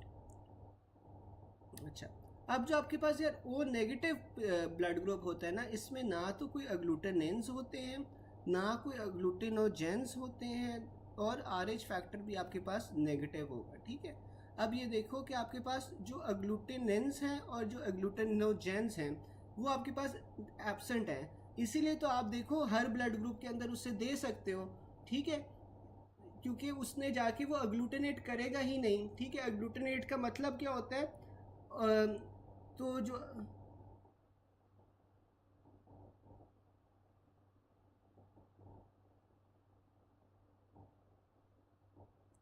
चले यार, ये जो बात है ना ये हम लोग मीट वाले सेशन पे कर लेते हैं, अभी ज़रा चलते हैं। हाँ, मैं बता रहा हूँ सेकंड लास्ट वाला पॉइंट। जो आपके पास सेकंड लास्ट वाला पॉइंट है ना, उसमें ये है कि जो ओ नेगेटिव वाले ब्लड ग्रुप होते हैं ना, उसमें ना तो आपके पास अग्लूटिनेंस होते हैं ना अग्लूटिनोजेंस होते हैं। अब इन दोनों का काम क्या होता है, इन दोनों ने आपके पास अग्लूटिनेशन करवानी यानी क्लम्पिंग करवानी है। तो आप देखो इसीलिए तो आप ओ नेगेटिव फिर हर मरीज के अंदर दे सकते हो, क्योंकि इसमें ना तो अग्लूटिनेंस है ना अग्लूटिनोजेंस है, तो क्लम्पिंग का चांस होता ही नहीं है या कोई रिएक्शन का चांस होता ही नहीं है, इसीलिए हम जौन सा ओ नेगेटिव दे सकते हैं। और जो आरएच फैक्टर होता है वो आपको नेगेटिव की इंडिकेशन करता है ना, तो इस वजह से आपके पास अगर नेगेटिव RH फैक्टर होगा तो इसका मतलब है कि O नेगेटिव है, और साथ में इसमें कोई एग्लूटिनिन्स या ग्लूटेनोजेंस नहीं है, तो इसलिए क्लम्पिंग नहीं होती, ठीक है। तो इसीलिए आप O नेगेटिव जौन से वो सब में दे सकते हो, ठीक है, यही वाली बात है।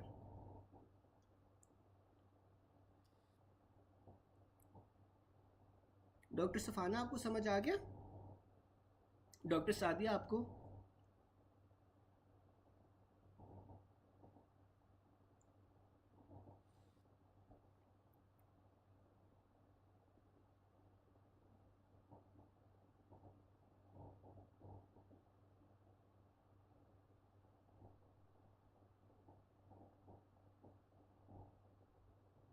अच्छा, रिपीट कर दूं? अच्छा, अब ये देखो ना कि आपके पास जो क्या था, जो ओ नेगेटिव ब्लड है ना, ओ नेगेटिव ब्लड के अंदर आपके पास एग्लूटिनिन्स और एग्लूटिनोजेंस प्रेजेंट नहीं होते, ठीक है। अब ये जो एग्लूटिनिन्स और एग्लूटिनोजेंस है ना, इन्होंने आपस में मिल के जौन सा है वो क्या नाम है, क्लम्पिंग करवानी है। तो अगर आपके पास ओ नेगेटिव के अंदर ये दोनों चीज़ें नहीं है तो क्लम्पिंग का चांस ही नहीं हो सकता। बेशक आप ओ नेगेटिव ए वाले को दे दो, बी वाले को दे दो, तो आपके पास क्लम्पिंग का चांस ही नहीं होता, क्योंकि इसमें ये चीज़ें प्रेजेंट ही नहीं है। इसलिए ओ नेगेटिव आपके पास फिर यूनिवर्सल डोनर आ जाता है, ठीक है।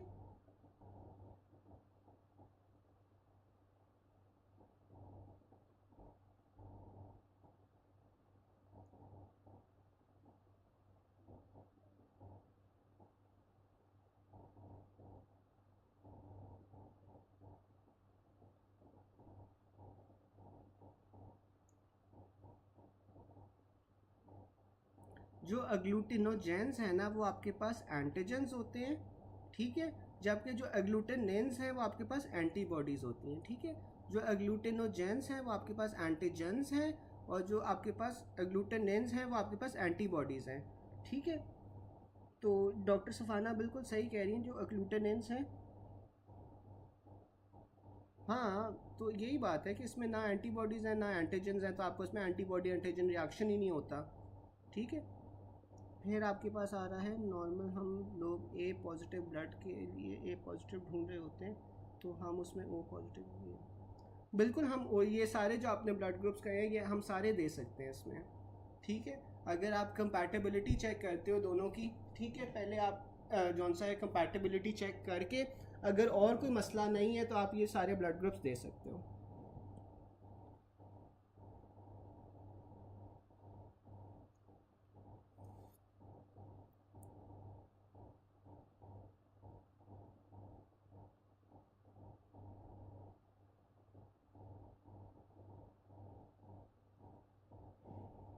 फिर आपके पास आगे आ जाता है कि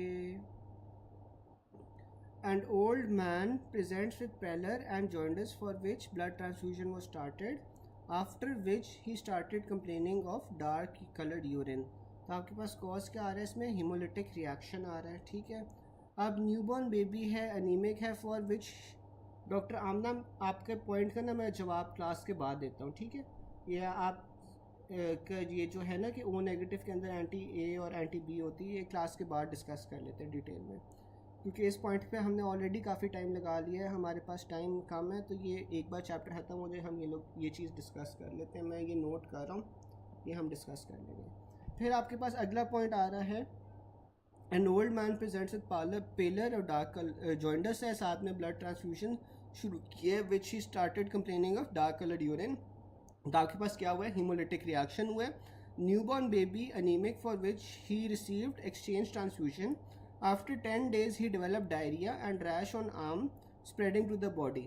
तो अच्छा, ये डायरिया और रैश आपके पास कहीं भी आ जाए ना ब्लड ट्रांसफ्यूजन के बाद, तो आपने हमेशा जौन सा है ना वो ग्राफ वर्सेस होस्ट रिएक्शन के तरफ जाना है, ठीक है। ये जो डायरिया होता है और रैश होता है ये स्पेसिफिक होता है for graft versus host reaction.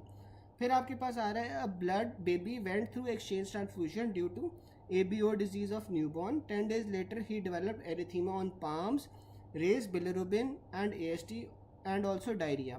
तो अब ये देखो दोबारा से डायरिया आ गया है, तो ये आपके पास होस्ट वर्सेस ग्राफ्ट डिजीज होगी। फिर आपके पास आएगा, blood is warm to 37 degrees before transfusion, ताकि आप लेफ़्ट टू राइट शिफ्ट हो सके, ठीक है। तो आप लोगों को याद होगा कि जो लेफ़्ट टू राइट शिफ्ट होती है वो इंक्रीज टेम्परेचर से राइट की तरफ चला जाता है, और राइट शिफ्ट में आपके पास क्या होता है कि जो हीमोग्लोबिन मॉलिक्यूल है वो डिसोसिएट कर रहा होता है, यानी कि वो अपनी ऑक्सीजन रिलीज़ कर रहा होता है। तो इसलिए आप जो ब्लड है वो उसे रूम टेम्परेचर के ऊपर गर्म करके देते हो, ठीक है, ताकि वो जो ऑक्सीजन है वो डिसोसिएट हो सके फ्रॉम द आरबीसीज। फिर आपके पास अगला पॉइंट आ जाता है a newborn with blood group B positive is having erythroblastosis fetalis which is the most appropriate line of treatment। तो आपने उसमें क्या करना है, एक्सचेंज ट्रांसफ्यूजन करनी है विद बी नेगेटिव, ठीक है। तो आपके पास एरिथ्रोब्लास्टोसिस का केस है। एरिथ्रोब्लास्टोसिस में आप मैं एक्सपेक्ट कर रहा हूँ तो आपको ये आता होगा एरिथ्रोब्लास्टोसिस फेटालिस। तो इसके अंदर न्यूबॉर्न बेबी अगर बी पॉजिटिव है तो हमने एक्सचेंज ट्रांसफ्यूजन करवा देनी है विद बी नेगेटिव ब्लड। फिर आपके पास अगला पॉइंट आ जाता है RH haemolytic disease of newborn और फिर ABO हेमोलिटिक डिजीज़। अब जो आपके पास RH haemolytic disease of newborn है ना, इसमें इंटरेक्शन क्या होता है कि मदर जौन सी है वो RH नेगेटिव होती है, जबकि फीटस जौन सा है वो आपके पास RH पॉजिटिव होता है, ठीक है।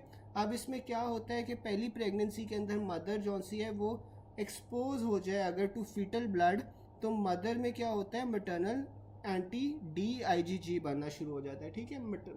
मदर के अंदर आपके पास एंटी DIgG बनना शुरू हो जाता है। और सब्सटीट्यूएंट प्रेगनेंसीज में आपके पास क्या होता है कि जो एंटी DIgG है वो प्लेसेंटा को क्रॉस करेगा और फीटल आरबीसीज को अटैक करेगा और इसमें आपके पास हेमोलिसिस होगा, ठीक है।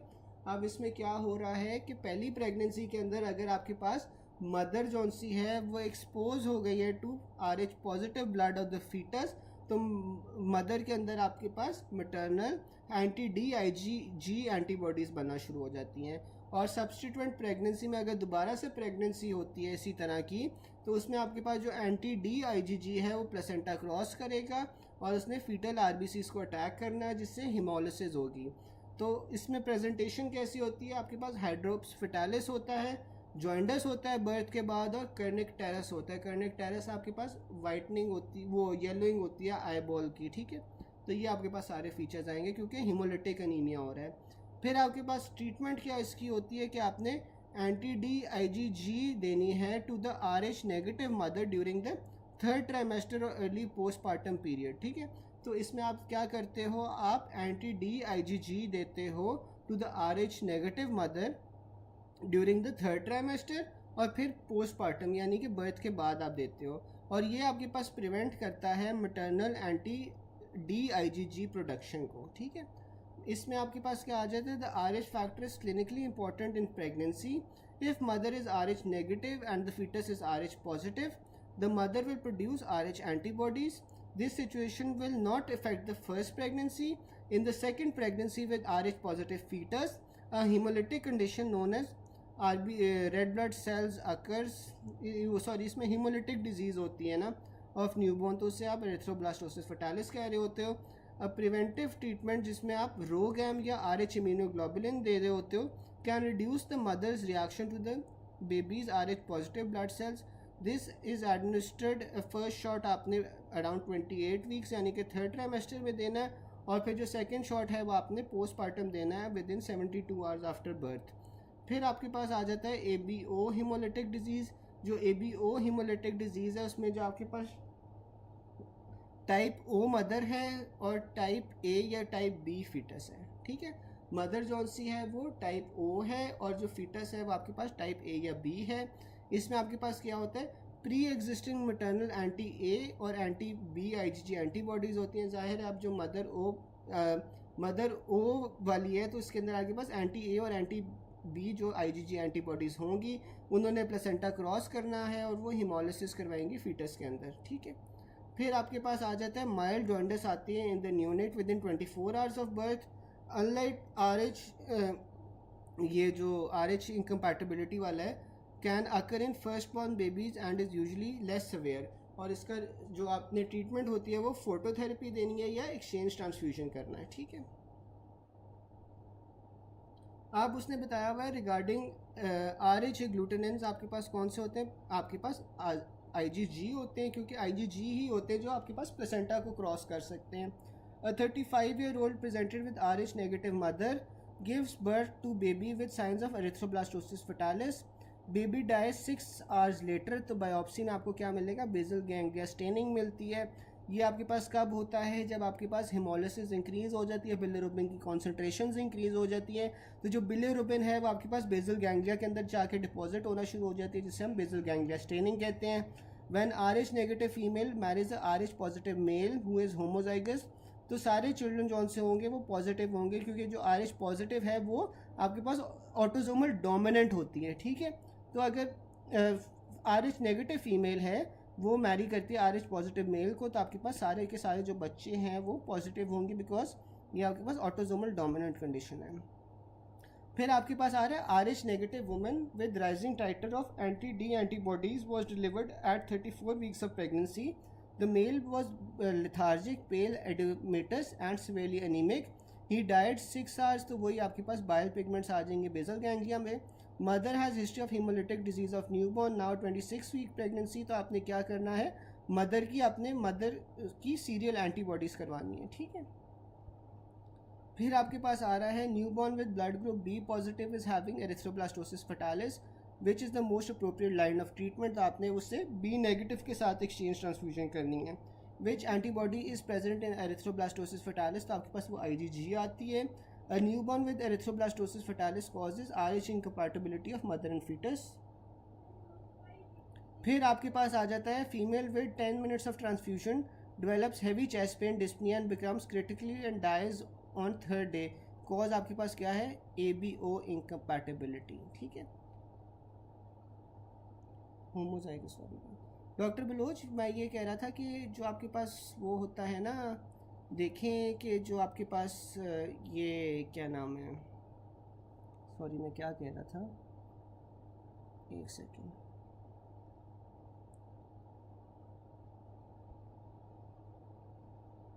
अच्छा, ये जो RH पॉजिटिव ब्लड ग्रुप होता है ना, ये आपके पास ऑटोसोमल डोमिनेंट होता है। ठीक है, अब जो मेल है ना, अब मेल जौन सा है वो होमोजाइगस है हु इज़ RH पॉजिटिव, और जो मदर है वो नेगेटिव है। तो इसमें आप देखो कि ये ऑटोसोमल डोमिनेंट है, तो इस वजह से आपके पास सारे के सारे जो बच्चे हैं वो जौन सा है RH पॉजिटिव होंगे। अब अगर आप कह रहे हो कि इसके पीछे मैं कॉन्सेप्ट समझाऊं, तो कॉन्सेप्ट जौन सा है ना वो तो आपको बना के या डायग्रामेटिकली समझा के बेहतर हो सकते हैं। लेकिन आई थिंक आप लोगों ने जेनेटिक्स तो इतना पढ़ा होगा कि यार आप लोगों को पता होगा कि जो आपके पास अगर होमोजाइगस आ जाए और साथ में आपके पास कोई नेगेटिव आ जाए और वो अगर आपके पास ऑटोसोमल डोमिनेंट है, तो सारे के सारे बच्चों को जौन सा है वो पॉजिटिव होना चाहिए। अगर आपको नहीं समझ आ रहा तो आप मुझे ना ग्रुप में बता देना, मैं आपको अलहदा से एक्सप्लेन कर दूंगा, क्योंकि इसके पीछे या तो डायग्राम या फिर आपको इस तरह समझाना पड़ेगा। तो ये मैं आपको ना ग्रुप पे मेंशन कर देना, मैं आपको समझा दूंगा डिटेल में। ABO इनकम्पैटिबिलिटी रिपीट कर दूं। अच्छा, ये मैं यही मैं बता रहा था कि देखो अब फीमेल है वो 10 मिनट के अंदर ऑफ ट्रांसफ्यूजन क्या हो रहा है, उसे हैवी चेस्ट पेन हो रही है, डिस्पनिया हो रहा है और वो क्रिटिकली इल हो रही है। She dies on the 3rd day. तो इसमें आपके पास ABO इनकम्पैटिबिलिटी है। अब देखो आपके पास क्या होता है, अब ये जो ABO इनकम्पैटिबिलिटी है ना, ये या तो आपके पास फ़ौरन हो सकती है या फिर ये आपके पास कुछ देर बाद होती है। ठीक है, अब जो आपके पास ABO इनकम्पैटिबिलिटी है, इसमें लेट्स सपोज कि जो मदर है, मदर आपके पास क्या करें, मदर जौन सी है वो O है और आपने जो उससे ट्रांसफ्यूजन दी है वो A या B है। तो अब आपके पास क्या होगा कि जो O वाला है ना, उसके अंदर ऑलरेडी आपके पास एंटीबॉडीज़ प्रेजेंट होंगी टू A एंड B। ठीक है, तो अगर आपने उसे A या B ब्लड ग्रुप दे दिया है तो फ़ौरन से आपके पास ट्रांसफ्यूजन रिएक्शन होगा और ट्रांसफ्यूजन रिएक्शन के अंदर आपके पास ये सारे सिम्टम्स आना शुरू हो जाएंगे और आपके पास एकदम से हेमोलिसिस होना शुरू हो जाएगी, जिस वजह से ये सारे सिम्टम्स आ रहे हैं। डॉक्टर सादिया, ये वाली बात समझ आई? ABO इनकम्पैटिबिलिटी में क्या होगा, लेट सपोज माँ जौन सी है वो आपके पास O वाली है। ठीक है, आपने जो ट्रांसफ्यूजन दी है वो A या B दे दिया है। अब O वाली के अंदर आपके पास एंटी-A और एंटी-B एंटीबॉडीज़ होंगी।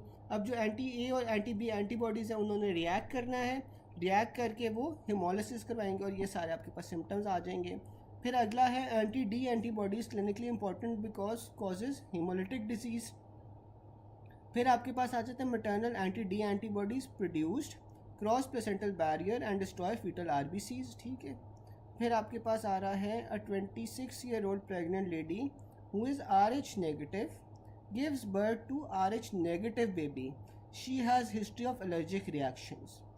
Due to bleeding, she was advised transfusion, but she was transfused RH positive blood accidentally. Which one of the following is true? तो anti D antibody should be given immediately to the lady, ठीक है, क्योंकि although the baby is RH negative but due to transfusion there are chances mother will develop antibodies to the RH positive blood, ठीक है। तो अगर वही बात आ गई ना कि अगर आप फीटस से नहीं आ रहा लेकिन आपने एक्सटर्नली जो सा उसे RH पॉजिटिव ब्लड दे दिया है, तो तब भी तो उसके अंदर वो RH जो एंटीबॉडीज़ हैं वो डेवलप हो जाएंगी, ठीक है। तो ये वाली बात है। फिर आपके पास आ गया RH negative mother with RH पॉजिटिव father to prevent RH incompatibility in second child आपने क्या करना है, एंटी डी इम्यूनोग्लोबुलिन्स देनी है।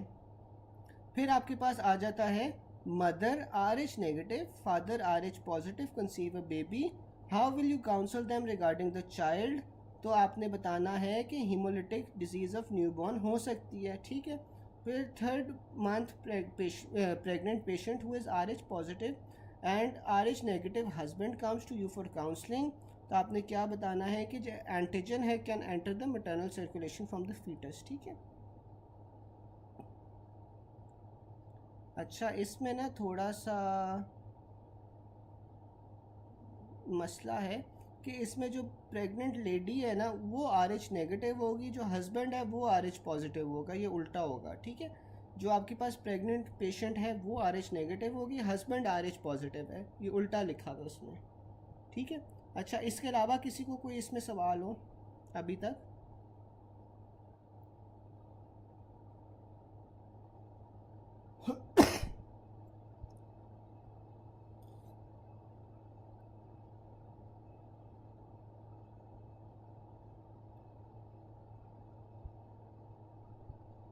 अच्छा गैस, किसी को कोई क्वेश्चन हो अभी तक?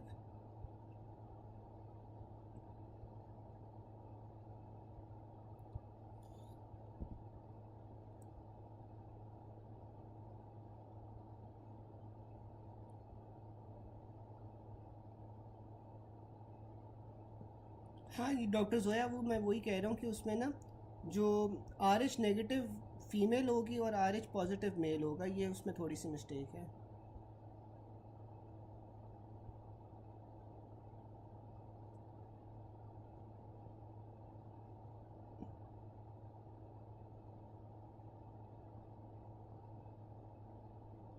फिर आपके पास आ रहा है the most common cause of anaemia in pregnancy.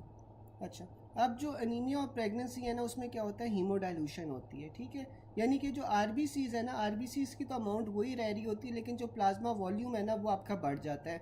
तो उसी वॉल्यूम, इंक्रीज प्लाज्मा वॉल्यूम के अंदर अगर उतने ही आपके पास RBCs है ना तो हीमोडाइल्यूशन होती है जिस वजह से अनीमिया होता है, ठीक है। और ये नॉर्मल फिजियोलॉजिकल होता है, ठीक है। तो anaemia of pregnancy is not anaemia but rather is a manifestation of increase plasma volume.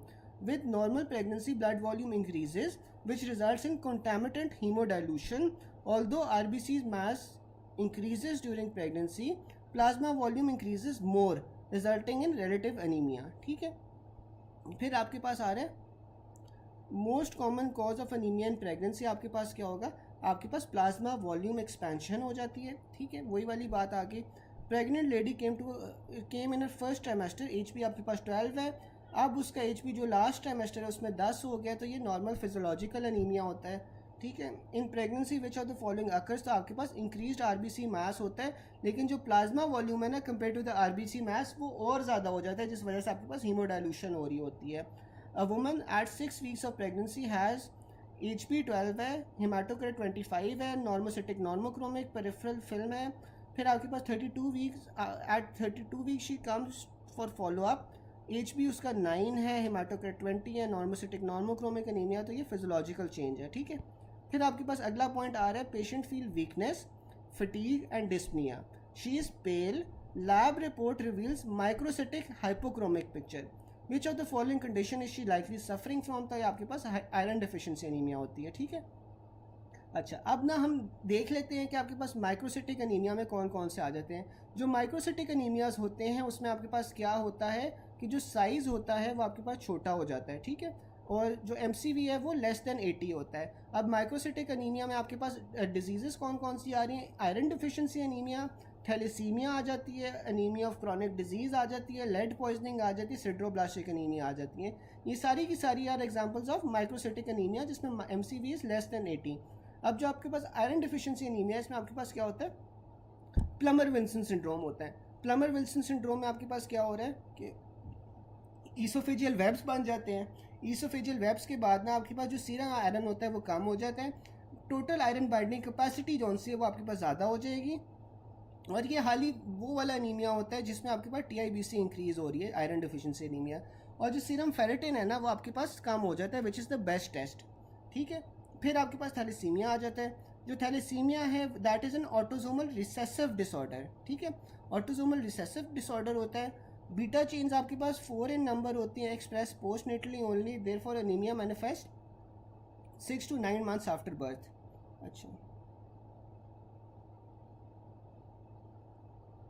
अच्छा, अब मुझे कोई ये बता सकता है कि आपके पास जो ये उसने बताया हुआ है कि जो बीटा चेन्स होती हैं ना वो 4 होती हैं नंबर, और ये पोस्ट नेटली आपके पास आती हैं।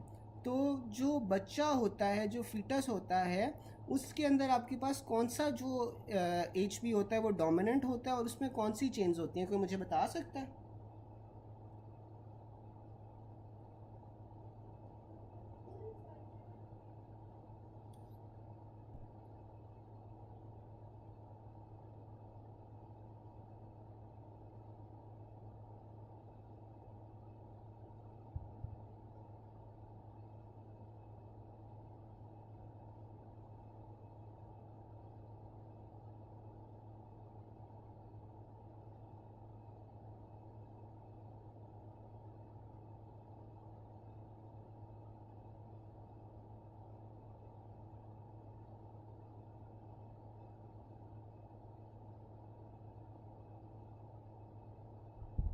तो मुझे बता सकता है?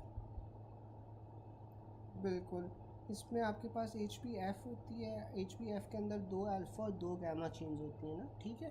तो इस वजह से आपके पास जो नॉर्मल हीमोग्लोबिन होता है जिसमें आपके पास 2 अल्फ़ा और 2 बीटा चेन्स होती है, वो 6 से 9 महीने बाद जो सा है वो आना शुरू होता है। इसीलिए जो आपके पास थैलेसीमिया है that manifest after 6 to 9 months after birth. Doctor Masuma 11 जौन सी होती है ना, 11 ग्राम से जौन सा है लो हो तो आप फिर आयरन देते हैं प्रेग्नेंट वुमेन में, ठीक है। ठीक है डॉक्टर मासूमा, 11 ग्राम से कम हो तो फिर आप आयरन दोगे। अब आपके पास कौन सा होता है ना, ये हो गया। बीटा थैलेसीमिया होती क्यों है? Is due two point mutation, ठीक है। और फिर जो बीटा थैलेसीमिया माइनर होता है उसमें आपके पास HbA2 बड़ा होता है, और जो आपके पास बीटा थैलेसीमिया मेजर है उसके अंदर आपके पास HbF की कॉन्सेंट्रेशन कौन सी होती हैं वो इंक्रीज़ हो रही होती हैं। बिल्कुल। फिर आपके पास एनीमिया ऑफ क्रॉनिक डिजीज़ आ जाता है। एनीमिया ऑफ क्रॉनिक डिजीज़ के अंदर जो सीरम आयरन है ना वो आपके पास कम हो जाता है, और टोटल आयरन बाइंडिंग कैपेसिटी भी जौन सी है ना वो आपके पास कम हो जाती है, ठीक है। फिर आपके पास लेड पॉइजनिंग आ जाती है। लेड पॉइजनिंग के अंदर बेजोफिलिक स्टिपलिंग होती है, लेड लाइंस होती हैं, और हीम सिंथेसिस कम हो जाती हैं, ठीक है। तो ये जो लेड पॉइजनिंग है ना इसके बड़े ही करेक्टरिस्टिक पॉइंट्स हैं, और ये एज इट इज़ आते हैं कि इसमें आपके पास बेजोफिलिक स्टिपलिंग हो रही है, लेड लाइंस बनती हैं, और हीम सिंथेसिस होती हैं। फिर आपके पास सिड्रोब्लास्टिक एनीमिया आ जाता है। जो सिड्रोब्लास्टिक एनीमिया है उसमें आपके पास आयरन ज़्यादा हो रही होती है, ठीक है। आयरन तो ज़्यादा हो रही होती है लेकिन जो हीमोग्लोबिन है वो आपके पास कम हो रहा होता है। नॉर्मल और लो TIBC होता है, टोटल आयरन बाइंडिंग कैपेसिटी कम होती है। और TIBC और जो सीरम फेरेटिन है ना, आपने हमेशा याद रखना है कि ये ऑपोजिट होते हैं। तो अगर TIBC कम होती है ना तो इसमें फेरेटिन ज़्यादा हो जाएगी, और इसमें आपको रिंग्ड सिड्रोब्लास्ट मिलेंगे जो इसका करेक्टरिस्टिक होता है। फिर इसमें जो आपके पास टारगेट सेल्स आ जाते हैं, टारगेट सेल्स में आपके पास कौन कौन सी डिजीज़ में आते हैं टारगेट सेल्स? इसका नमूना है हलिट। HBC डिजीज़ में आते हैं, एस्प्लीनिया में आते हैं, लिवर डिजीज़ में आते हैं, आयरन डिफिशिएंसी एनीमिया में आते हैं और थैलेसीमिया में आते हैं। इन सारों में आपके पास टारगेट सेल्स आपको मिलेंगे, ठीक है।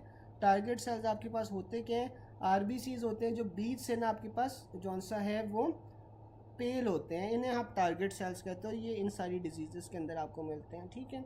फिर उसने बताया हुआ iron present in ferrous form is in transferrin. अब कोई मुझे बता सकता है कि ट्रांसफरिन का क्या फंक्शन होता है? हम लोगों ने पढ़ा हुआ है काफ़ी बार, ट्रांसफरिन का क्या फंक्शन होता है। और फिर most important investigation for iron deficiency anaemia आपके पास क्या था, सीरम फेरेटिन था। हमने पढ़ा था कि सबसे इम्पोर्टेंट सीरम फेरेटिन होता है for iron deficiency anaemia. Best test is serum ferritin plus TIBC। बिल्कुल ट्रांसपोर्ट होता है, ठीक है। ट्रांसफरिन है ना, तो ट्रांसफरिन से आप याद रखो कि इसका काम ट्रांसपोर्ट होता है। फिर वो बता रहा है कि यार जो आयरन डिफिशिएंसी एनीमिया है ना, इसमें हमने बेस्ट टेस्ट जो है ना वो हमेशा सीरम फेरेटिन कर रहे हैं। अगर सीरम फेरेटिन ऑप्शन में मौजूद नहीं होगा तो फिर हम सीरम फेरेटिन प्लस TIBC करेंगे। अगर सीरम फेरेटिन प्लस TIBC नहीं मौजूद होगा तो फिर हम हाली TIBC करेंगे। ये इसका ऑर्डर है, ठीक है। Which one of the following is specific in iron deficiency anaemia, तो आपके पास डिक्रीज फेरेटिन कौन सा होता है वो स्पेसिफिक होता है। Most important investigation for iron deficiency anaemia क्या होती है, सीरम फेरेटिन होती है। Scenario in which there was RBC slide in which they show thin streak of iron, तो आपके पास वो क्या होगा, हाइपोक्रोमिक माइक्रोसिटिक जौन सा है वो एनीमिया होगा। Blood picture in iron deficiency anaemia आपको क्या मिलती है, माइक्रोसिटिक हाइपोक्रोमिक मिलती है। A patient has end stage renal disease और dialysis for 6 month, she receive multiple blood transfusion, HP उसका 8 है, MCV 86 है, लो MCH है। तो ये क्या है, नॉर्मोसिटिक हाइपोक्रोमिक एनीमिया, ठीक है। For renal disease MCV microcytic, macrocytic या नॉर्मोसिटिक, ये तीनों हो सकती हैं। जबकि आपके पास जो MCH है वो नॉर्मोसिटिक हाइपोक्रोमिक हाइपरक्रोमिक हो सकता है। लेकिन मुझे कोई बता सकता है कि जो रीनल डिजीज़ है उसमें सबसे जो ज़्यादा कॉमन एनीमिया होता है वो कौन सा होता है? अगर आपके पास क्रॉनिक रीनल फेलियर का पेशेंट आएगा तो उसमें सबसे कॉमन एनीमिया कौन सा होता है?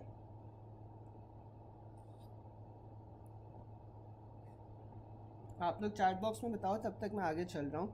A patient of chronic renal failure on dialysis, HP उसका बिल्कुल नॉर्मोसिटिक नॉर्मोक्रोमिक एनीमिया जौन सा ना सबसे कॉमन होता है। फिर आपके पास आ रहा है a patient of chronic renal failure on dialysis has HP 9, MCV 89, MCHC and haematocrit also in normal range. आपके पास कौन सा एनीमिया है, नॉर्मोसिटिक नॉर्मोक्रोमिक।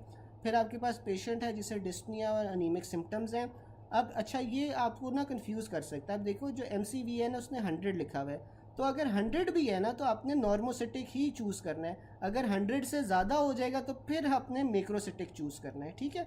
तो 100 तक हमारे पास नॉर्मोसिटिक ही आता है। फिर MCH जो सा है वो 30 है, HB 9 है, तो ये आपके पास नॉर्मोसिटिक नॉर्मोक्रोमिक एनीमिया है। फिर आगे आ रहा है patient scenario with an 8-year-old girl with microcytic hypochromic anaemia, तो डायग्नोसिस क्या है, iron deficiency. A child has hemoglobin 6, blood picture shows target cells and microcytic hypochromic anemia. Patient has fever and dysphagia, तो आपके पास ये क्या है, iron deficiency anaemia है, ठीक है। फिर आपके पास आ रहा है 25-year-old gravida 4 presents with weakness and occult blood, तो आपके पास ये आयरन डिफिशिएंसी एनीमिया आ जाएगा। Patient with iron deficiency anaemia what will be seen in the patient, तो आपके पास TIBC जो सा है वो इंक्रीज हो रहा होता है। A patient presented to OPD with complaints of easy fatigability, pallor and body aches. उसके लैब्स में आपको HB 6.5 मिलेगा, MCV 22 मिल रहा है, MCHC 26 मिल रहा है। तो ये अंडरलाइन कॉज क्या है, iron deficiency anaemia. Ferrous form of iron आपके पास हीमोग्लोबिन में होती है। डॉक्टर मासूमा जो इन्वेस्टिगेशंस है ना उसमें सीरम फेरेटिन जौन सा है वो सबसे ज़्यादा प्रेफर करना है, फिर सीरम फेरेटिन प्लस TIBC है, और फिर आपके पास हाली TIBC है, ठीक है। ये सीक्वेंस है। फिर आपके पास ना फेरस फॉर्म ऑफ आयरन आपके पास हीमोग्लोबिन में होता है। फेरस फॉर्म कौन सा होता है, Fe2 प्लस होता है, जबकि फेरिक फॉर्म जौन सा होता है वो आपके पास Fe3 प्लस होता है, ठीक है। फिर आपके पास आ रहा है mother milk is deficient in iron.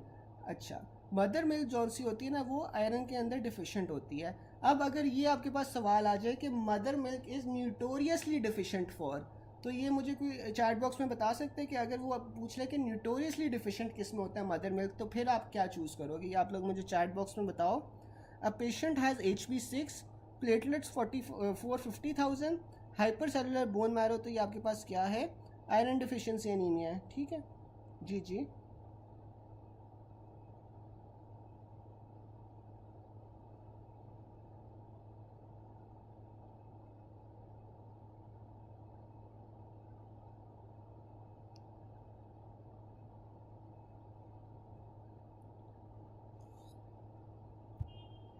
अच्छा, अब इसमें जौन सा है ना, ये कंट्रोवर्शियल है थोड़ा सा।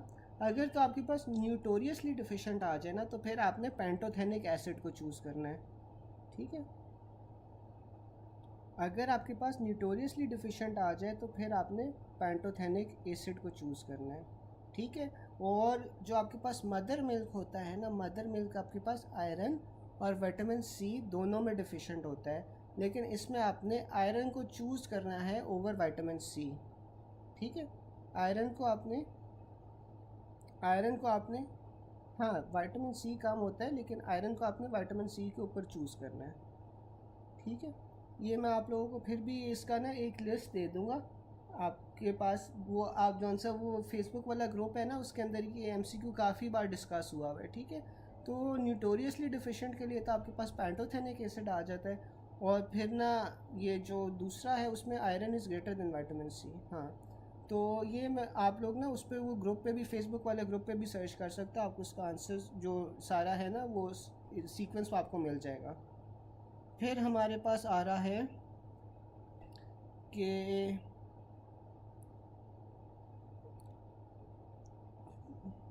All of the following are responsible for delayed absorption of iron except vitamin C. तो आपने विटामिन सी आप देखते हो, विटामिन सी जौन सा होता है वो आयरन की एब्जॉर्प्शन को इंक्रीज़ करता है। ठीक है, इसीलिए आप जो माल्ट वाले फ्रूट्स होते हैं वो आप आयरन की एब्जॉर्प्शन के लिए देते हो। ठीक है ना।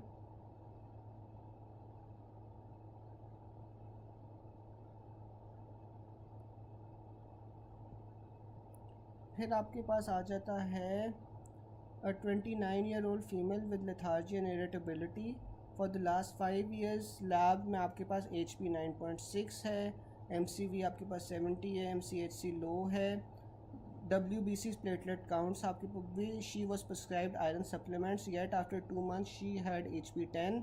लैब इन्वेस्टिगेशन में आपने अंडरलाइन कॉज देखना है, तो आप HP इलेक्ट्रोफोरेसिस करवाओगे। अच्छा, अब इसके अंदर देखो वो क्या हो रहा है कि 29-year-old फीमेल है, उस लैब में उससे आपका जो HP है वो 9.6 मिला था। ठीक है, आपने उसे आयरन सप्लीमेंट्स दे दिए हैं। आयरन सप्लीमेंट्स लेने के बावजूद ना 2 महीने के अंदर उसका जो HP है वो 9.6 से हाली 10 तक ही गया है। ठीक है, तो इसका क्या मतलब है कि उसे आयरन डेफिशिएंसी एनीमिया तो नहीं है, क्योंकि अगर आयरन डेफिशिएंसी एनीमिया होता तो वो तो करेक्ट हो जाता ना। ठीक है, लेकिन देखो वो हाली 0.4 जौन सा वो ज़्यादा हुआ है, तो इसका मतलब है कि ये इसमें थैलेसीमिया ट्रेट है। तो थैलेसीमिया ट्रेट के लिए आप फिर क्या करवाते हो, HB इलेक्ट्रोफोरेसिस करवाते हो। ठीक है, बिल्कुल। फिर आपके पास आ जाता है patient with IDA was given iron supplement to monitor the response. आपको क्या करना है, ये सीरम फेरेटिन करना है। एक सेकेंड गाइस, मुझे देखना कितना रह गया।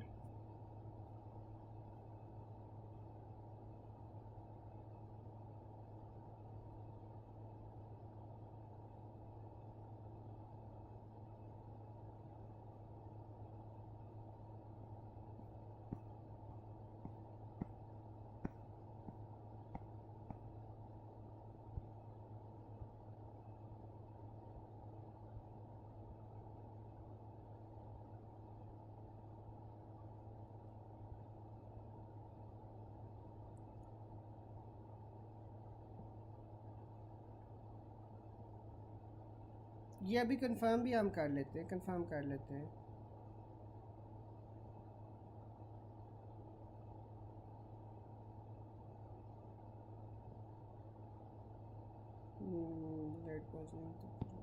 चलो, फिर आपके पास ना थैलेसीमिया आ जाता है। 29-year-old woman lethargic irritable since 5 years, HP आपके पास 9.6 है, WBC platelet values were normal. Iron therapy में आपको क्या मिल रहा है, आफ्टर 2 months वो HP 10.6 हुआ है, वही वाला कॉन्सेप्ट है। इसमें आप HP इलेक्ट्रोफोरेसिस करवाओगे जो पहले आपको बताया था। A 6 months pregnant last with generalized weakness and lethargy, presents with HP 9.8, MCV 58, MCH 15 है, सीरम फेरेटिन आपके पास 150 है, तो इसमें क्या है, थैलेसीमिया ट्रेट है, ठीक है। फिर आपके पास आ रहा है young girl presented to you fatigue, lethargy, mild jaundice, skin discoloration and enlarged spleen. Lab shows HP 9 with microcytic hypochromic anemia and ferritin 2000 है, ठीक है। तो अब ये देखो आपने इसमें क्या करना है, इसमें आपने डिफरऑक्सामिन देनी है। अब थैलेसीमिया के जो पेशेंट्स होते हैं ना, उसमें क्या होता है कि मल्टीपल रिपीटेड ट्रांसफ्यूजन रिएक्शन से ना आपके पास जो आयरन होता है, आयरन की क्वांटिटी ज़्यादा हो जाती है, इसलिए आप देख रहे हो कि जो फेरेटिन है ना, फेरेटिन बहुत ज़्यादा हुआ है। बिल्कुल, थैलेसीमिया के अंदर इटसेल्फ तो नहीं फेरेटिन ज़्यादा होता, लेकिन क्योंकि वो मल्टीपल ट्रांसफ्यूजन्स हो रही होती है ना, तो उस वजह से आपके पास आयरन भी ज़्यादा हो जाता है, फेरेटिन भी ज़्यादा हो जाता है। तो फिर ये आप आयरन को कम कैसे करते हो, आयरन को आप डिफरऑक्सामिन देते हो, डिफरऑक्सामिन से आप कम कर रहे हो आयरन को, ठीक है। और इसी वजह से ये सारे सिम्टम्स आ रहे हैं, जो स्किन डिस्कलरेशन है, लिथार्जी है, ये सारा कुछ आयरन ओवरलोड की वजह से आ रहे हैं। और ये आयरन ओवरलोड क्यों होता है, क्योंकि रिपीटेड ट्रांसफ्यूजन्स आप कर रहे होते हो, ठीक है। ठीक है डॉक्टर शामी, हाँ, आयरन चिलेशन डिफरऑक्सामिन करती है। फिर आपके पास आ जाता है 22 years old women with congenital anaemia, she has required multiple transfusions of RBCs for many years. On physical examination, she has no significant findings. However, liver function tests show reduced serum albumin. Which of the following would likely appear in liver biopsy? तो आपने haemosiderin आपके पास appear होगा हेपाटोसाइट्स के अंदर, ठीक है। मुझे कोई बता सकता है चैट बॉक्स में? हाँ हाँ, ये कंफर्म कर लेते हैं डॉक्टर सुंबल, कोई मसले वाली बात नहीं, परेशान ना हो, ये कंफर्म कर लेते हैं अभी। अच्छा, मुझे ये बताओ कि हाँ, आप मुझे कोई बता सकते हैं कि जो हीमोसिड्रिन है, हीमोसिड्रिन का क्या फंक्शन होता है?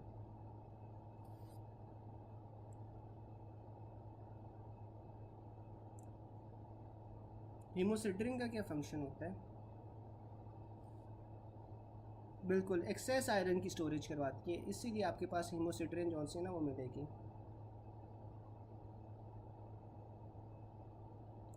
फिर आपके पास आ जाता है A child presented with splenomegaly and gives family history of anemia. His peripheral smear of patient shows MCV 57 है, MCH 19 है, HP 15 है। इन्वेस्टिगेशन ऑफ चॉइस आपके पास क्या होगी? HP electrophoresis हो गया। 2-year-old girl with history of failure to thrive anemia, HP electrophoresis। तो इसमें आपके पास 2 अल्फ़ा 2 गामा चेन्स आ रही हैं, तो ये आपके पास HPF होगा। Point mutations occurs in which of the following, तो आपके पास वो बीटा थैलेसीमिया होगा। बिल्कुल थैलेसीमिया ट्रेट की बात हो रही है, सही कह रहे हो डॉक्टर सादिया। फिर आपके पास आ रहा है thalassaemia child took appointment from dentist for tooth extraction, but 2 days before that he develop deep jaundice dark urine. तो आपके पास ये क्या है, सीक्वेस्ट्रेशन क्राइसिस है। आई होप आप लोगों को पता होगा कि सीक्वेस्ट्रेशन क्राइसिस क्या होता है। फिर आपके पास आ रहा है 2-year-old child presented with progressive pallor, HP आपके पास 4.9 है, MCV आपके पास 56 है, हेपाटोस्प्लिनोमेगैली है, तो ये आपके पास थैलेसीमिया मेजर का सिनेरियो आ रहा है। A child got anaemia and other brother has history of massive transfusion, तो आपके पास ये क्या है, थैलेसीमिया ट्रेट। अच्छा, थैलेसीमिया ट्रेट में आप लोगों को ना इसके बाद एक डायग्राम भेजता हूँ, उसमें आपको थैलेसीमिया ट्रेट जौन सा है वो समझ आ जाएगा। सीक्वेस्ट्रेशन क्राइसिस, तो थोड़ा ज़्यादा हो जाएगा। आप लोग ना यार, ये मैं सारों के क्वेश्चन जो है ना वो नोट डाउन कर रहा हूँ, ठीक है। ये क्वेश्चन जो है ना मैं फिर इस तरह करता हूँ कि क्लास के बाद ना आप लोगों को ग्रुप के ऊपर ये सीक्वेस्ट्रेशन क्राइसिस, थैलेसीमिया ट्रेट, ये आप लोगों को समझा देता हूँ, क्योंकि अभी हम लेट हो रहे हैं, डॉक्टर फ़रा की क्लास है इसके बाद। तो ये मैं सारे क्वेश्चंस नोट डाउन कर रहा हूँ, ये मैं आपको सारे 1 by 1 जो है ना वो ग्रुप के ऊपर एक्सप्लेन कर दूँगा, ठीक है। फिर आपके पास आ रहा है child having HP 5, retic count 12, splenomegaly, receive multiple transfusions, तो आपके पास क्या है, थैलेसीमिया मेजर है। रिगार्डिंग बीटा थैलेसीमिया आपके पास क्या होता है, अब normal beta globulin chain synthesis होती है। Thalassaemia major diagnose by HPF। फिर आपके पास वही डेफरॉक्सामिन आ रहा है जब आपके पास आयरन ज़्यादा हो रही है। लेड पॉइजनिंग में क्या होता है, which of the following peripheral blood findings is associated with lead poisoning, तो आपके पास इसमें बेसोफिलिक जौन सा है ना बेसोफिलिंग स्टिपलिंग होती है, ठीक है। अच्छा गाइस, इसके बाद जौन सा है ना ये मैक्रोसिटिक एनीमिया, मैक्रोसिटिक एनीमिया में तो इतना कुछ नहीं है। फिर आगे जौन सा है ना इतना मुश्किल नहीं है, आप लोगों का उम्मीद है कि बाकी क्लासेस में भी कवर हो जाएगा, ठीक है।